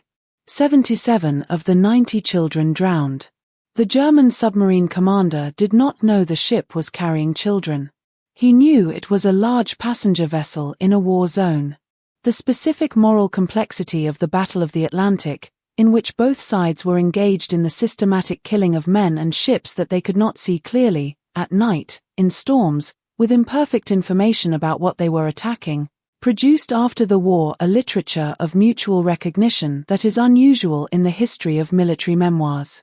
German U-boat commanders and Allied escort officers wrote about each other with a respect that their wartime propaganda had not permitted. The ocean had been the same for both sides: cold, indifferent, lethal. The wrecks lie on the bottom of the North Atlantic at depths that make most of them inaccessible. The crews went down with their ships. There are no graves, no markers, no way to visit the place where they died. The Atlantic received them and kept them. It is still keeping them.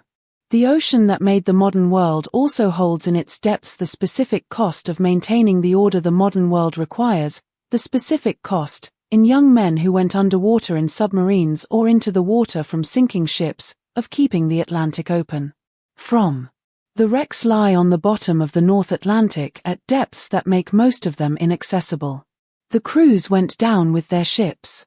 There are no graves, no markers, no way to visit the place where they died. The Atlantic received them and kept them. It is still keeping them. The ocean that made the modern world also holds in its depths the specific cost of maintaining the order the modern world requires, the specific cost, in young men who went underwater in submarines or into the water from sinking ships, of keeping the Atlantic open. From the code-breaking operation at Bletchley Park in Britain, the project that cracked the German Enigma cipher and allowed Allied forces to read German naval communications, was one of the decisive factors in the Battle of the Atlantic.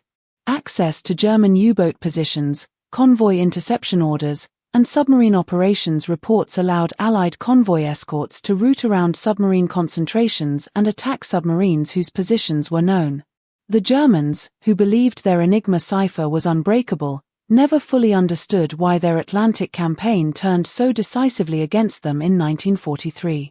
The intelligence advantage provided by Bletchley was so secret that British commanders could not always act on it directly, for fear of revealing that the cipher had been broken. Sailors died so that the code-breaking operation would not be exposed. Chapter 12, The Marshall Plan and the Atlantic Order: How America Built the Post-War World and What It Is Becoming. The Speech That Made the World. On June 5, 1947, Secretary of State George Marshall stood in Harvard Yard and delivered a commencement address that was 11 minutes long and changed the shape of the world.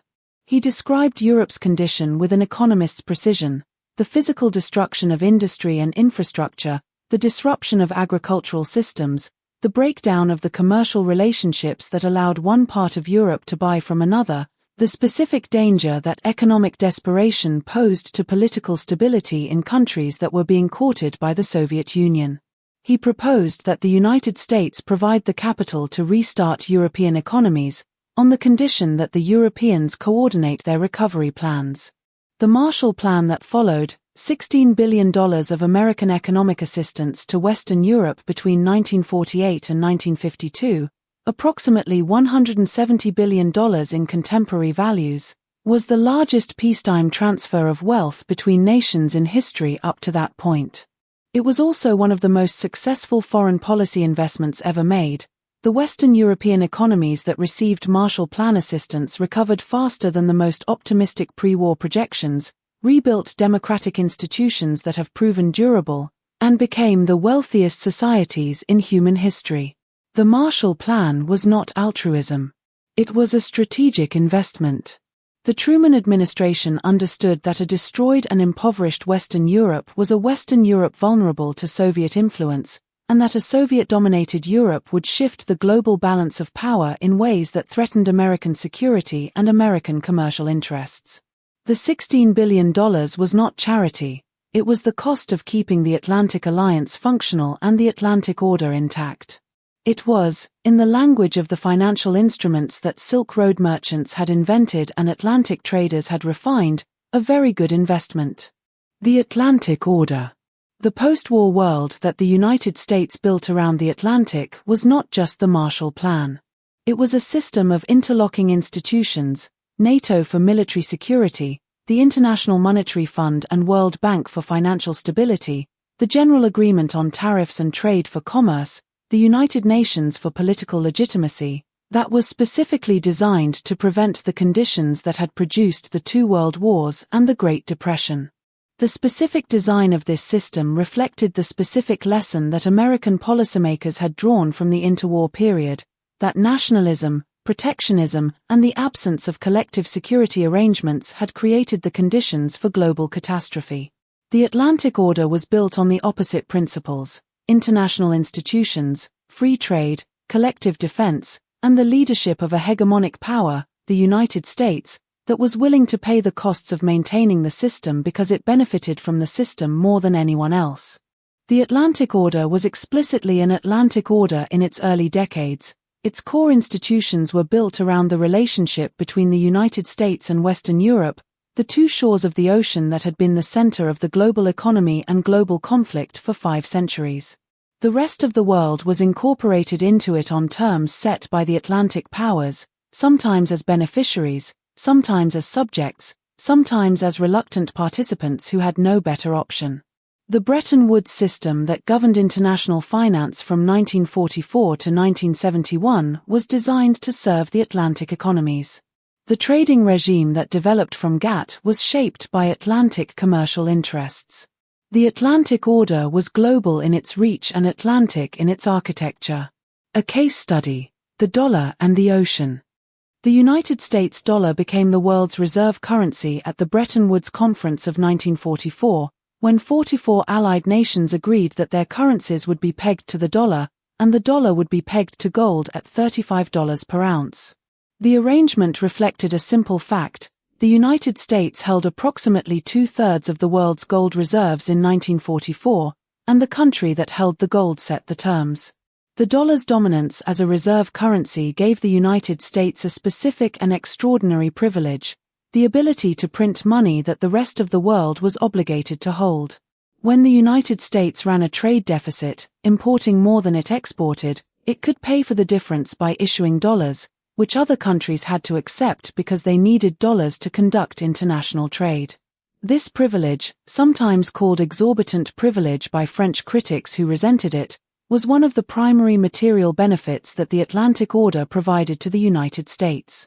The Nixon shock of 1971, when the United States unilaterally severed the dollar's link to gold, ended Bretton Woods but did not end dollar dominance. The dollar remained the world's reserve currency because there was no viable alternative.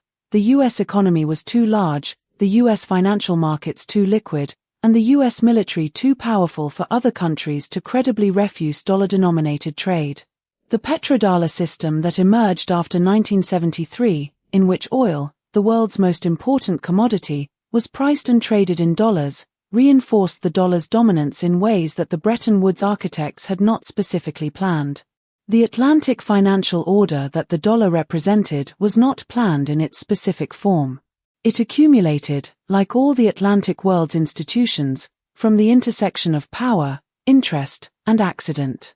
The order fractures.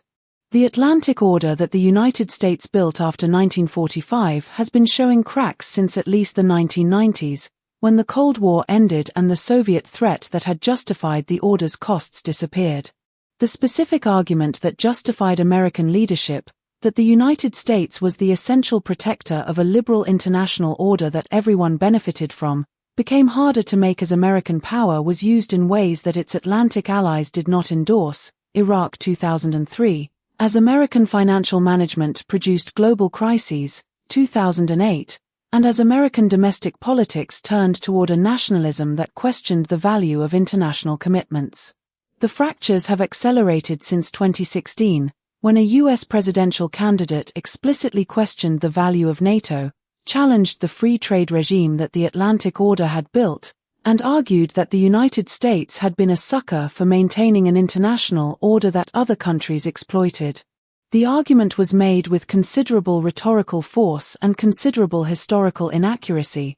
The United States had been the primary beneficiary of the order it was now resenting, but it resonated with populations that had experienced the costs of globalization without proportionate access to its benefits. The Atlantic Order is not over. NATO still exists and has expanded since 2016. The dollar is still the reserve currency. The United States and the European Union are still the largest economic relationship in the world. But the assumption that animated the post-war order, that the United States would provide the leadership and bear the costs of maintaining an international system that served American interests in the long run, is no longer universally shared in the United States. The ocean that the order was built around is still there. The political will to maintain the order is less certain than it has been since 1945. What comes next? The question that the Atlantic Order leaves open is not whether it will change, it is already changing, but what it will become. The specific form of Atlantic hegemony that emerged from the Second World War and the Cold War was a product of specific historical conditions that are not permanent: American economic dominance, European political fragmentation, the absence of credible alternative leadership. Each of these conditions has changed or is changing. China's rise as an economic and military power has produced the first credible challenge to American dominance in the Atlantic system's history. The Belt and Road Initiative is explicitly framed as an alternative to the American-led order. The Shanghai Cooperation Organization provides an institutional alternative to NATO for countries that prefer not to align with the West. The possibility of a non-dollar reserve currency, backed by Chinese economic weight and Saudi oil pricing, is no longer purely theoretical. The Atlantic that will emerge from this transition is not predictable in its specific form. It is predictable in its general logic.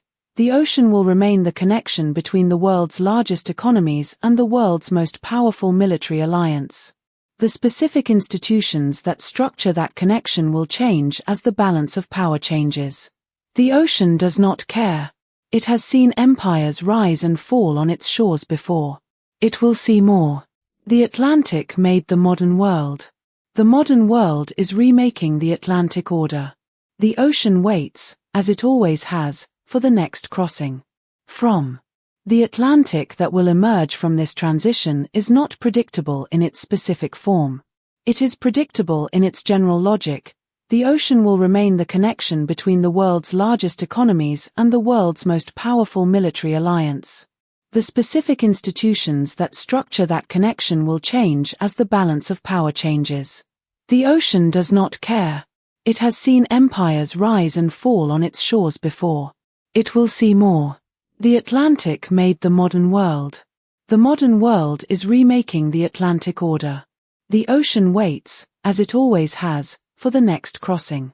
From the Marshall Plan's formal name was the European Recovery Programme.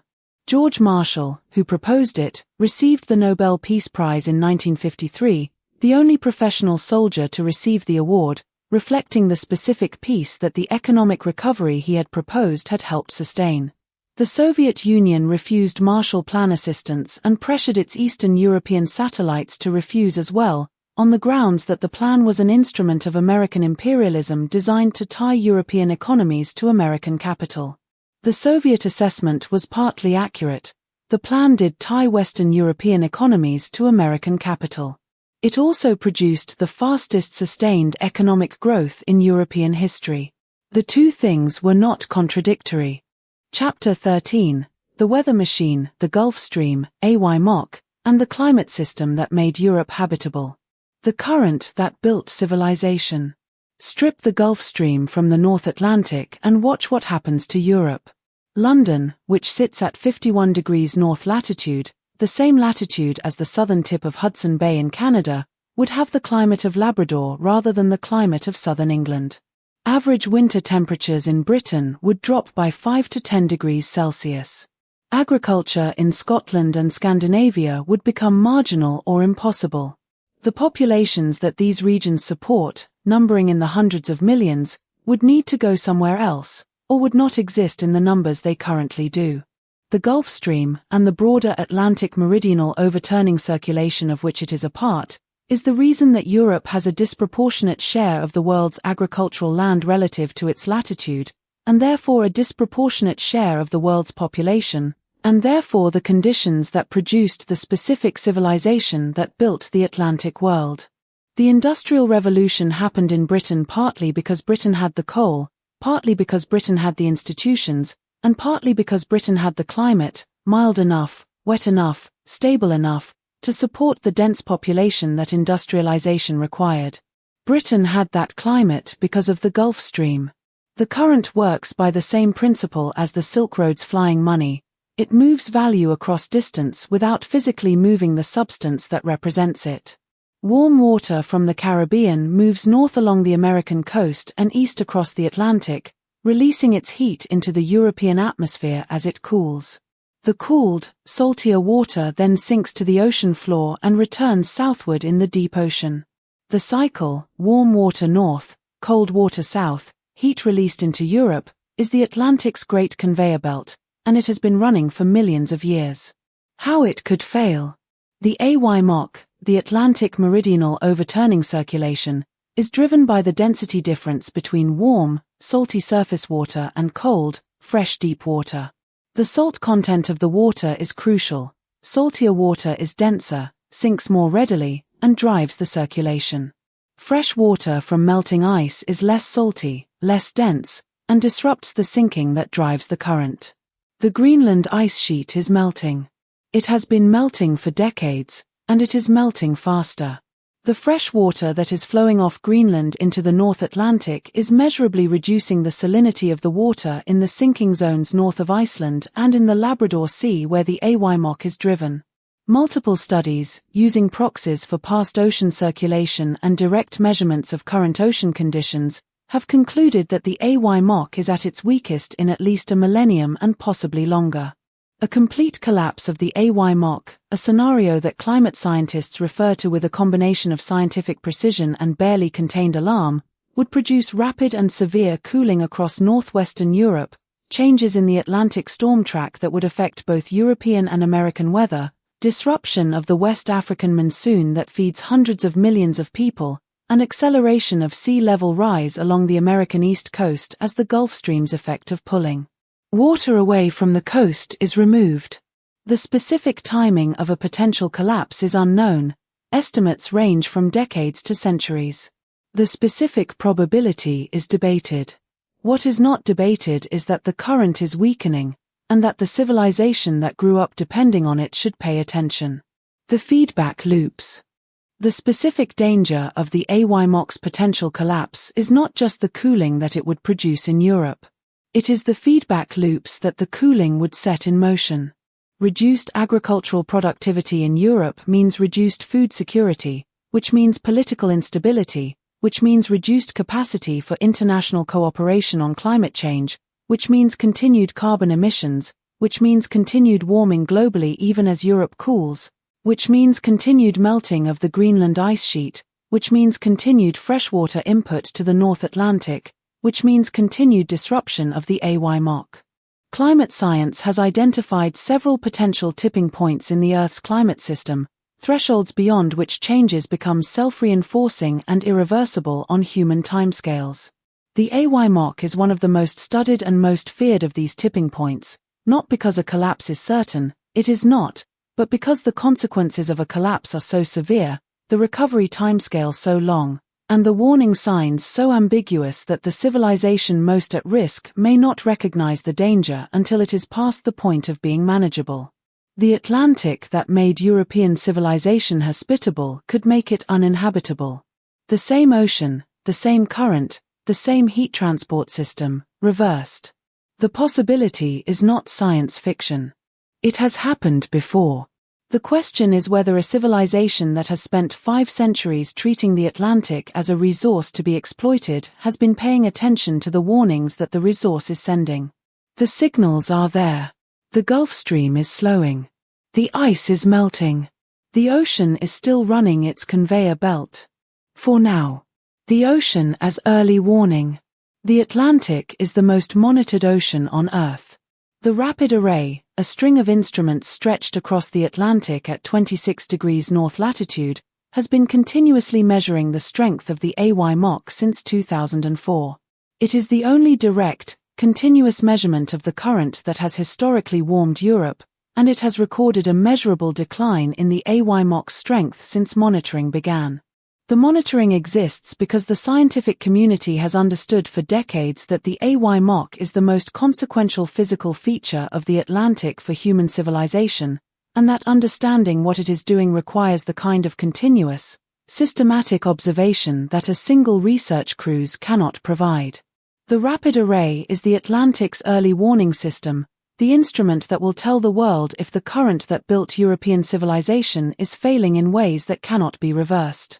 The data from the Rapid Array is public. The scientists who analyze it write papers that are publicly available. The implications of those papers, that the ocean's most important circulation system is showing signs of stress, are reported in the press with varying degrees of alarm. The governments whose populations are most at risk have access to all of this information. Whether the information is being translated into the policy changes that might slow the decline is a different question. The Atlantic has been patient with human civilization for 10,000 years. It is unclear how much longer that patience will hold. The data from the Rapid Array is public. The scientists who analyze it write papers that are publicly available. The implications of those papers, that the ocean's most important circulation system is showing signs of stress, are reported in the press with varying degrees of alarm. The governments whose populations are most at risk have access to all of this information. Whether the information is being translated into the policy changes that might slow the decline is a different question. The Atlantic has been patient with human civilization for 10,000 years. It is unclear how much longer that patience will hold. From the Rapid Monitoring Array in the Atlantic, which has been measuring the AY since 2004, recorded a minimum AY strength in 2009 to 2010 that was the weakest since monitoring began.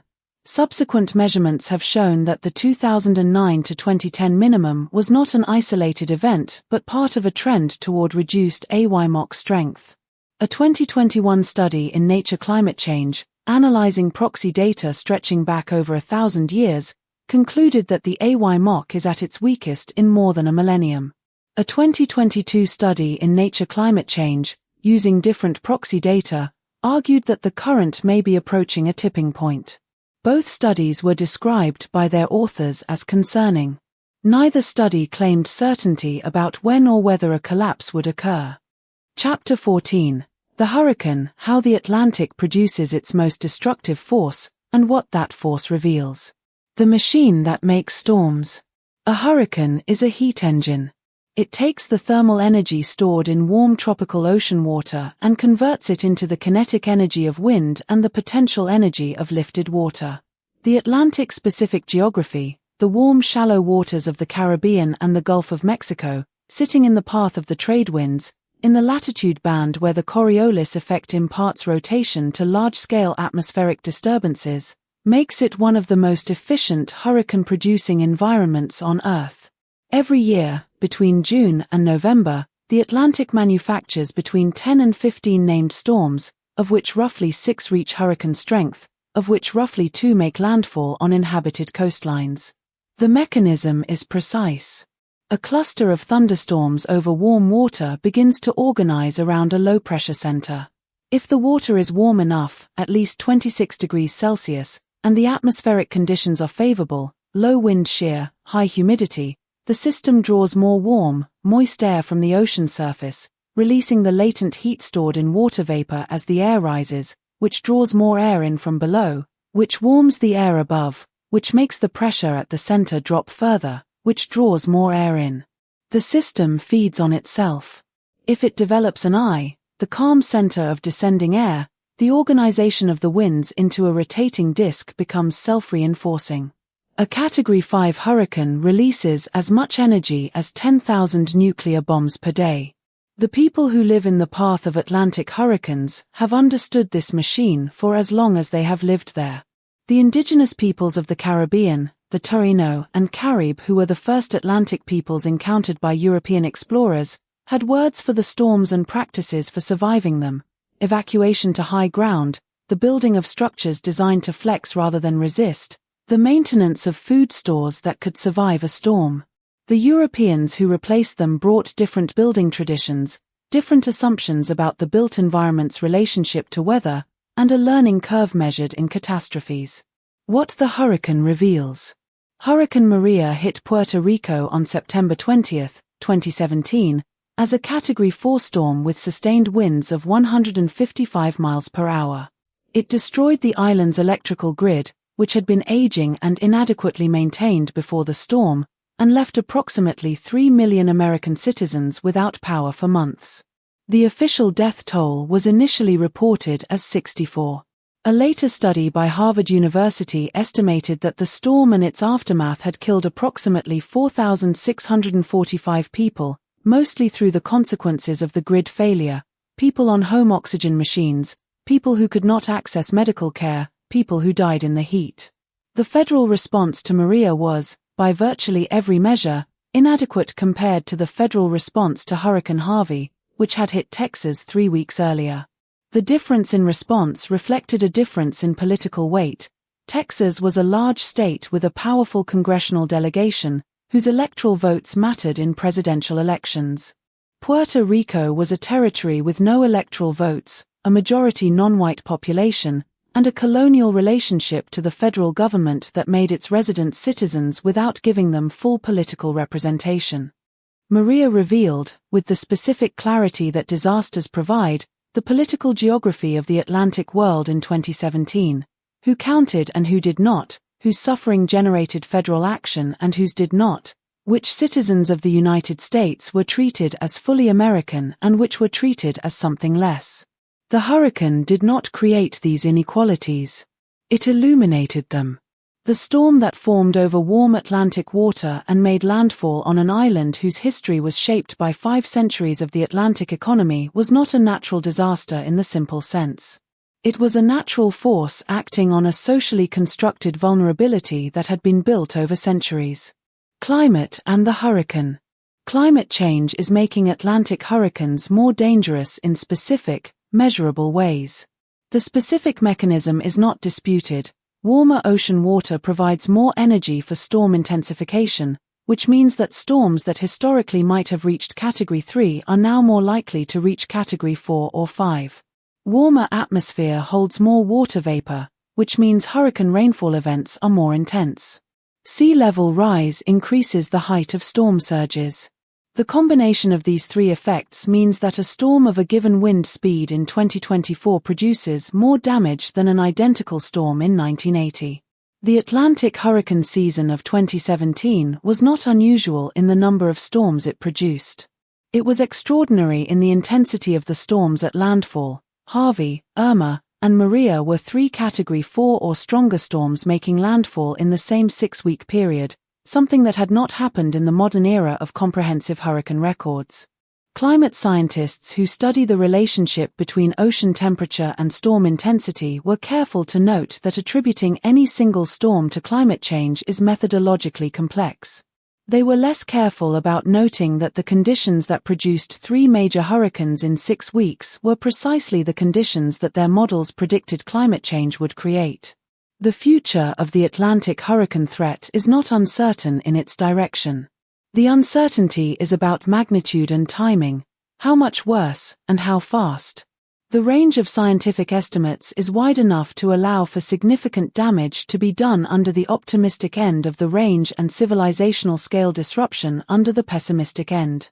The societies most exposed to Atlantic hurricanes, the Caribbean islands, the Gulf Coast, the Atlantic seaboard, are also among the societies least equipped to respond, for reasons that the history of the Atlantic makes clear. They are the places that the Atlantic economy was most willing to exploit and least willing to protect. The storm and the imagination. The hurricane has always been part of the Atlantic's imaginative landscape. The word itself, hurricane, comes from the Taino hurricane, the Taino god of wind and destruction, surviving as a noun in every European language that colonized the Caribbean. The people who were destroyed by the European Atlantic economy gave their name for the force that periodically destroyed everyone, without distinction of race or colonial status. The word is one of the few undisputed Taino legacies in the modern world.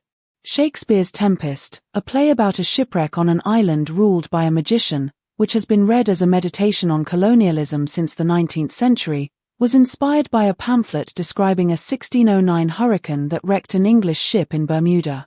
The storm that opens the play is the Atlantic hurricane given dramatic form, a force that overturns hierarchy, that brings together people who would otherwise never meet, that creates the conditions for both redemption and exploitation on the same island.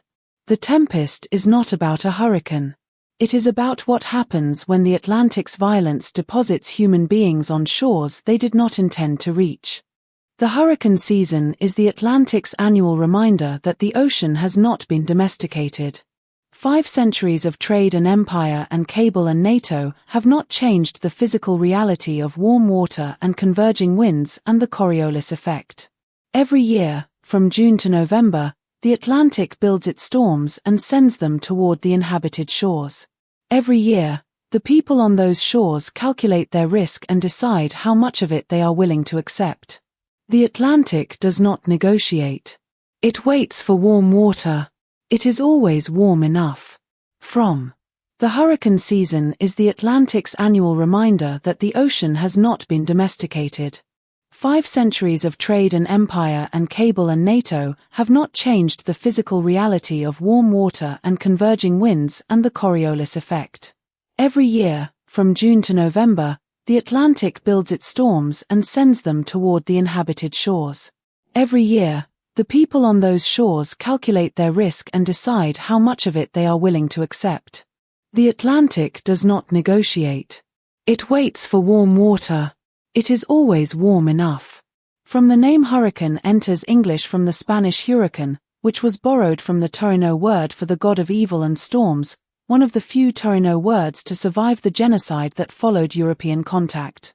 Other English words borrowed from Caribbean indigenous languages include tobacco, from the Taino word for the pipe used to smoke it, hammock, from the Taino hamaca, a woven sleeping net, barbecue, from the Taino barbacoa, a wooden frame for cooking, and canoe, from the Taino canoa.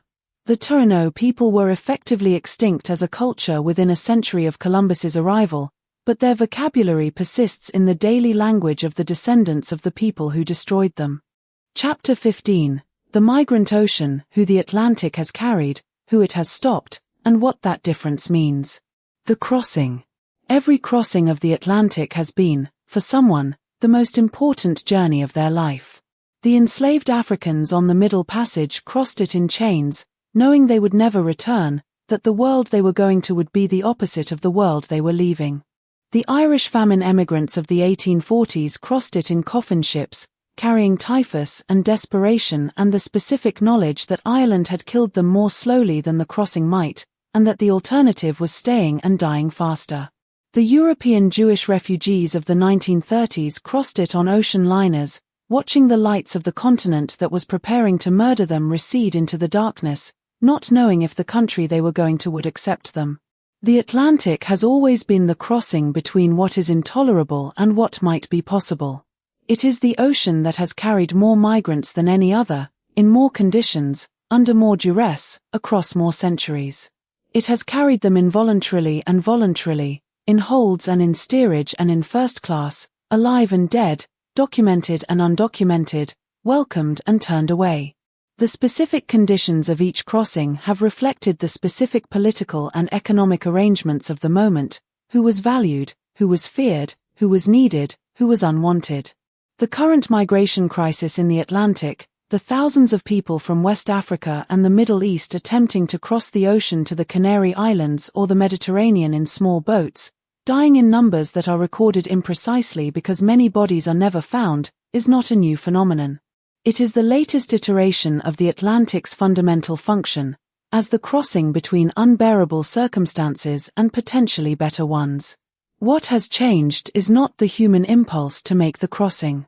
What has changed is the legal and political framework that determines whether the crossing is permitted. The Irish and the famine.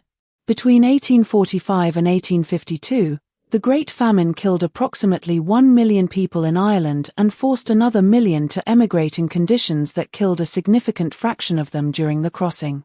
The ships that carried the Irish emigrants, the coffin ships of popular memory, were not designed for passenger transport. They were cargo vessels hastily converted to carry human beings, with inadequate food, water, ventilation, and medical care. Typhus, dysentery, and scurvy killed passengers at rates that, on the worst crossings, reached 30%. The specific political economy of the Irish famine, that food was being exported from Ireland while the Irish starved, that the British government's response was constrained by adherence to laissez-faire economic principles that prohibited direct government intervention in the food market, that the famine was in part a product of the specific colonial relationship between Ireland and Britain, made the emigrant crossing not just a personal tragedy but a political one. The people crossing the Atlantic were not simply poor people seeking better lives. They were people whose society had been destroyed by a specific combination of natural disaster and political failure, seeking refuge in countries that received them with a mixture of sympathy and hostility. The Irish who arrived in New York and Boston and Philadelphia in the late 1840s transformed American cities in ways that are still visible. They built the political machines that ran Democratic Party politics in northeastern cities for a century. They built the Catholic Church infrastructure that served as the social safety net for successive waves of Catholic immigrants. They contributed to the labor movement that transformed American industrial relations.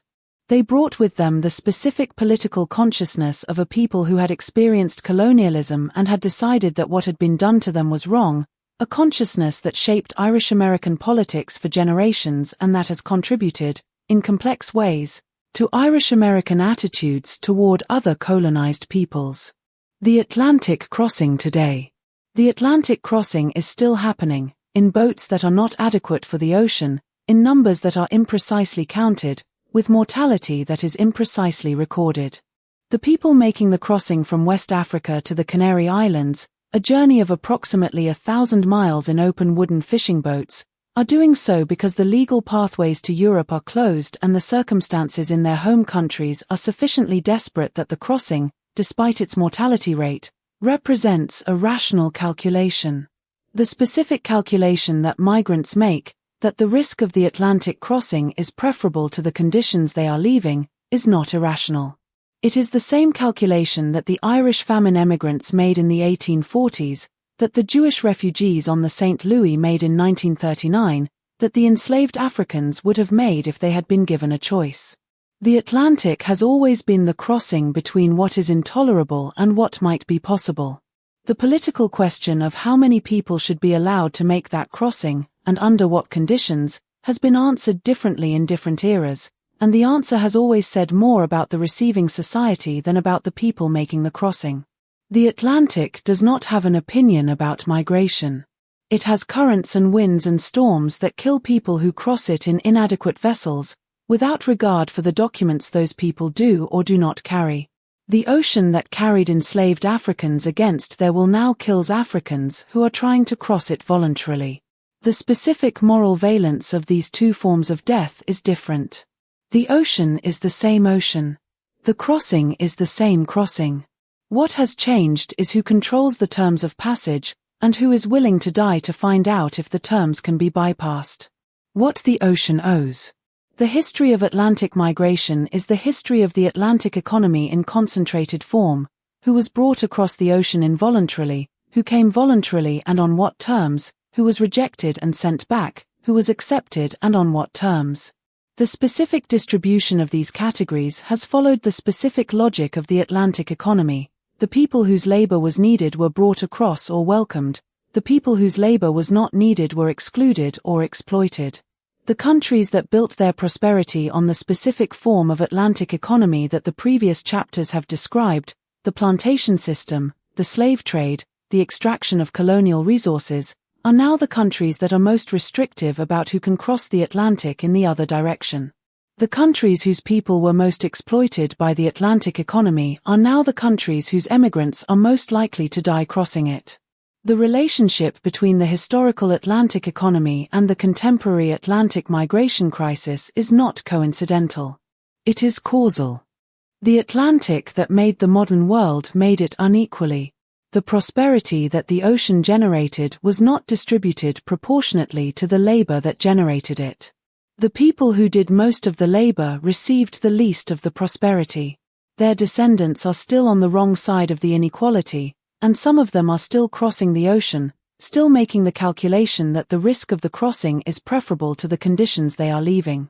The Atlantic made the world. It has not finished making it. The question of whether the world it is still making is a more just version of the world it has already made is not one that the ocean can answer. That question belongs to the people on its shores. From the total number of people who have died trying to cross the Atlantic or the Mediterranean from Africa and the Middle East to Europe is unknown, because many boats sink without survivors or witnesses. The International Organization for Migration, which maintains the most comprehensive database of migration-related deaths, recorded over 25,000 deaths on the central Mediterranean route alone between 2014 and 2023. The actual number is almost certainly higher. The specific mortality rate of the crossing from West Africa to the Canary Islands, approximately 1 in 20, by some estimates, means that the people making the crossing are accepting a risk roughly equivalent to the mortality rate of the Middle Passage. The Atlantic's most dangerous crossing has changed its direction, not its lethality. From the Warmth of Other Suns, Isabel Wilkerson, 2010. Chapter 16. The Plastic Ocean, What the Atlantic Economy Left Behind, and What It Tells Us About What We Are. The Gyre. In the middle of the North Atlantic, roughly equidistant between North America, Europe, and Africa, there is a region of ocean where the water does not go anywhere. The four great currents of the North Atlantic, the Gulf Stream, the North Atlantic Current, the Canary Current, and the North Atlantic Equatorial Current, form a clockwise gyre, a system of currents that circulates around a still center where the water is warm, clear, and oddly, almost eerily, calm. The Sargasso Sea, as this region is called, is the only body of water in the world defined not by surrounding land but by surrounding ocean currents. The Sargasso Sea has been collecting Atlantic Ocean's floating material for as long as the gyre has been running. Before the Industrial Age, what it collected was primarily organic: sargassum seaweed, driftwood, the bodies of dead fish and seabirds, the occasional wreck. The gyre is a natural trap, and it catches whatever the Atlantic's currents deliver to it. Since the mid-20th century, what the Atlantic's currents have been delivering, along with everything else, is plastic. The North Atlantic garbage patch, the accumulation of plastic debris in the Sargasso Sea and surrounding waters, is not the discrete island of floating trash that popular representations suggest. It is a diffuse soup of plastic fragments, most of them invisible to the naked eye, distributed through the surface waters of an area roughly the size of Texas. The fragments are not large objects that could be netted and removed. They are microplastics, pieces smaller than 5 millimeters, the product of larger plastic objects that have been broken down by sunlight and wave action into smaller and smaller pieces that have not stopped being plastic and will not stop being plastic for hundreds of years. The Atlantic economy's receipt. The plastic in the North Atlantic garbage patch is a receipt from the Atlantic economy, a record of what the economy produced and disposed of over the past 70 years. Every plastic bottle, bag, fishing net, synthetic fiber, and disposable container that found its way into the ocean, directly dumped, washed off beaches, lost from ships, carried by rivers from inland cities, has been subject to the same currents and winds that once carried slave ships and treasure fleets. The Atlantic's physical machine, which built empires by moving goods efficiently, is now moving the waste of the civilization those goods built. The specific composition of the Atlantic plastic accumulation reflects the specific structure of the Atlantic economy. The majority of plastic entering the ocean comes from rivers in Asia and Africa, not from the North American and European economies that produced the most plastic historically, but from the developing economies that are now producing and consuming plastic at rates that their waste management infrastructure cannot handle. The plastic in the Atlantic is not primarily American or European plastic. But the plastic culture that produced it, the disposable packaging, the single-use containers, the planned obsolescence of manufactured goods, was designed and exported by the Atlantic economies. This is not an argument that exculpates the American and European economies from responsibility. They produced the plastic culture. They licensed it worldwide. Their corporations manufacture the products that end up in the ocean. Their consumption patterns set the global standard that developing economies are trying to match. The plastic in the Atlantic is a collective product of the global economy, with the specific shape of that economy, who produces, who consumes, who manages waste and who does not, determining the specific distribution of responsibility. A case study: the fishing net. Ghost fishing gear, fishing nets, lines, and traps that have been lost or abandoned in the ocean constitutes approximately half of all plastic in the ocean by weight, and it continues to kill marine animals indefinitely. A lost fishing net does not stop fishing when it is no longer connected to a boat. It drifts through the ocean, entangling fish, turtles, seabirds, and marine mammals, killing them, sinking with the weight of their bodies, resurfacing as the bodies decompose, and then continuing to drift and entangle for years or decades until the net itself eventually breaks down into microplastics. The specific prevalence of ghost fishing gear reflects the specific economics of industrial fishing. Nets and lines are expensive to retrieve, cheap to replace, and nobody is legally responsible for lost gear that kills wildlife in international waters. The tragedy of the commons that produced the collapse of the Atlantic cod fishery is producing a parallel tragedy in the form of plastic pollution. The ocean is a shared resource, and the costs of polluting it are distributed across the entire ocean ecosystem, while the benefits of not managing waste are captured by individual fishing operations. The cleanup solutions that have been proposed for the Atlantic plastic problem are, almost without exception, inadequate to the scale of the problem. Ocean cleanup devices can collect some plastic from the surface, but microplastics at depth are inaccessible, and the rate of new plastic entering the ocean vastly exceeds any realistic rate of removal. The only effective solution is to stop plastic from entering the ocean in the first place, which requires changes in production, packaging, and waste management at a scale that no individual country or company has yet demonstrated the political will to make. The Atlantic is waiting for the will to catch up with the problem. What the plastic tells us. The plastic ocean is the clearest and most persistent evidence that the Atlantic economy's model, extract, produce, consume, dispose, has reached its physical limits. The ocean that absorbed the waste of the Atlantic economy for 4 centuries is now visibly and measurably choking on it. The fish that the Atlantic economy fished to near extinction are eating microplastics. The seabirds that rode the trade winds across the ocean are feeding plastic fragments to their chicks. The coral reefs that sustained the biological productivity of the Caribbean are dying from the combination of ocean acidification, warming water, and plastic pollution.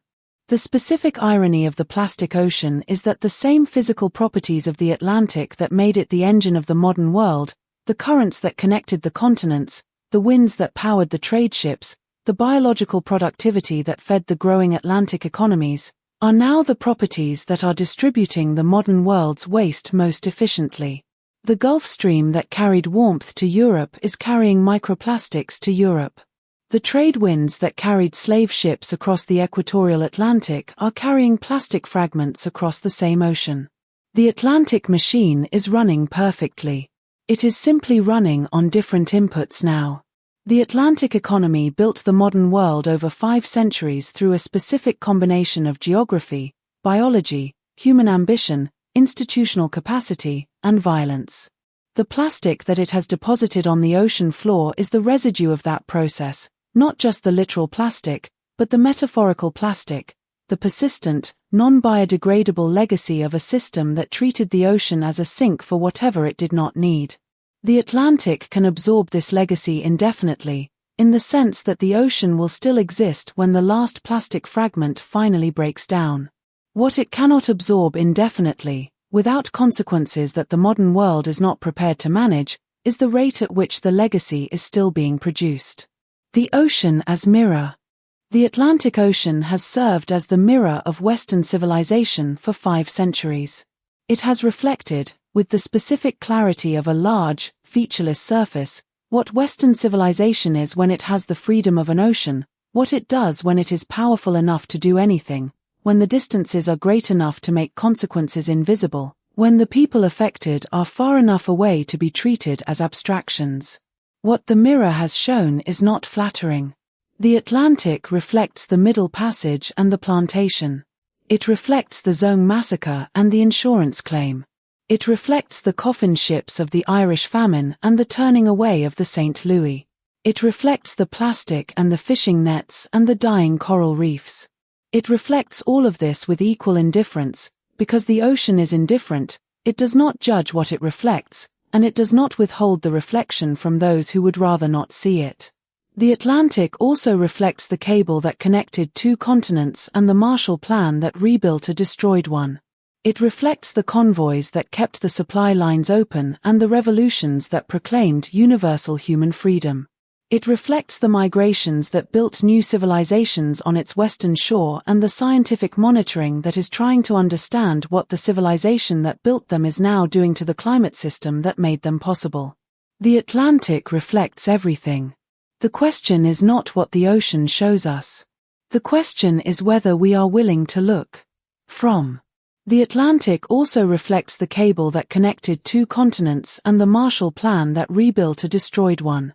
It reflects the convoys that kept the supply lines open and the revolutions that proclaimed universal human freedom. It reflects the migrations that built new civilizations on its western shore and the scientific monitoring that is trying to understand what the civilization that built them is now doing to the climate system that made them possible. The Atlantic reflects everything. The question is not what the ocean shows us. The question is whether we are willing to look. From the Sargasso Sea, the Atlantic still center around which the Great North Atlantic Gyre rotates, is the breeding ground for both the European eel and the American eel, 2 species that spend most of their lives in freshwater rivers thousands of miles apart but converge on the Sargasso Sea to spawn and die. The eels have been making this migration for millions of years. The specific mechanism by which they navigate from European and American rivers to a specific region of the open Atlantic, with no landmarks, no magnetic features distinguishing the Sargasso from the surrounding ocean, is not fully understood. The microplastics that are accumulating in the Sargasso Sea are now present in the water in which the eels breed. The consequences for eel reproduction are unknown. The eels have been crossing the Atlantic longer than humans have. Whether they will continue to do so is a question that their crossing has not yet answered. Chapter 17. What the Atlantic Knows, 5 Centuries of Evidence, and the World the Ocean Has Made and is Remaking. The Accounting. 5 centuries after Columbus made the crossing that changed the world, the Atlantic balance sheet is long and complicated and has never been fully completed. On the asset side, the Columbian Exchange that fed the world's population growth, the Industrial Revolution that transformed human material conditions, the democratic revolutions that proclaimed universal human rights, the Transatlantic alliance that won 2 world wars and sustained the longest period of European peace in recorded history, the cable that connected 2 continents and invented the information age. These are real and significant achievements, and they have materially improved the lives of billions of people. On the liability side, 12.5 million enslaved Africans transported across the ocean in conditions designed to maximize profit and minimize human dignity, of whom 2 million died in transit. The destruction of the indigenous peoples of the Americas, through disease, violence, and the systematic dismantling of their civilizations, over a century that reduced populations by 50 to 90%. The Haiti independence debt that extracted wealth from a country made poor by the plantation economy that had made others rich. The plastic and the depleted fisheries and the warming ocean that is the physical residue of 5 centuries of treating the Atlantic as a resource to be extracted rather than a system to be maintained. The accounting is not a calculation that produces a net figure. The assets and liabilities are not denominated in the same currency, and the people who received the assets are not the same people who bore the liabilities. The Atlantic made the modern world. The modern world's prosperity is not distributed proportionately to the labor that produced it or the suffering that accompanied its production. This is not a judgment. It is an accounting fact. The question of what, if anything, the unevenness of the Atlantic's distribution requires of the people who benefited from it is the most politically charged question that Atlantic history leaves open. The lessons of the ocean. The Atlantic teaches specific lessons, and they are not comfortable ones. The first is that connection produces both prosperity and catastrophe simultaneously, and that the prosperity and the catastrophe are not separable. The same ocean that carried the ideas of the Enlightenment also carried the enslaved Africans who were explicitly excluded from those ideas' application. The cable that connected the financial markets also connected the propaganda machines that made the 20th century's wars more lethal. The trade routes that made the Atlantic economies wealthy also made them vulnerable to the disruptions that wealth inequality eventually produces. The second lesson is that the costs of connection are not borne proportionately. The people who bear the highest costs of the Atlantic system, the enslaved Africans, the indigenous Americans, the Irish famine emigrants, the Jewish refugees turned away from American shores, the West African migrants dying in the Atlantic today, are consistently the people with the least power to shape the terms of the system. This is not an accident of the Atlantic story. It is a structural feature of how the system was designed and who it was designed to serve. The third lesson is that physical limits are real and eventual. The cod that seemed inexhaustible were not. The whale populations that sustained an industry for a century were not. The climate system that kept Europe temperate for 10,000 years is not invulnerable to disruption. The Atlantic economy was built on the assumption that the ocean's resources were effectively unlimited, that whatever was extracted could be replaced by the ocean's natural productivity. This assumption was always wrong. It is now demonstrably wrong, in ways that the people who built the assumption are not fully prepared to manage. A case study: the Atlantic and the future. The Atlantic in 2024 is simultaneously the most monitored and the most threatened ocean in the history of human civilization. It is monitored by satellites that measure sea surface temperature to fractions of a degree, by autonomous underwater vehicles that sample water chemistry at every depth, by the rapid array that measures AY strength continuously, by the Argo float network that records temperature and salinity throughout the water column, by the weather satellites that track hurricane formation in real time. The physical state of the Atlantic is known to this generation with a precision that no previous generation could have imagined. It is threatened by carbon emissions that are warming the surface water and acidifying the deep, by the freshwater input from melting ice that is potentially destabilizing the AY by the plastic pollution that is accumulating in every part of the ocean from the surface to the Hadal zone, by the fishing pressure that has reduced most major commercial fish populations to fractions of their historic levels, and by the coastal development that is eliminating the mangrove forests and seagrass beds that serve as nurseries for the Atlantic's marine life. The information about these threats is available. The science is clear. The policy responses that would address the most severe threats are known. What is uncertain is whether the political systems of the Atlantic world, the same systems that built the Atlantic economy and structured it around the extraction of maximum value with minimum accountability, have the capacity to produce the collective action that the threats require. The Atlantic has been patient with its civilizations for 5 centuries. It is unclear how much patience it has left. What the ocean remembers. The Atlantic floor holds the most complete record of the ocean's history that exists.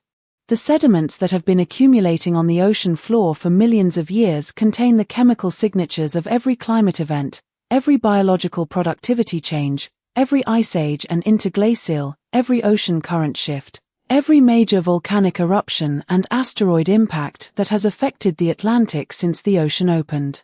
Drilling ships have extracted cores from this sediment that allow climate scientists to read the ocean's history with a precision that no other archive provides.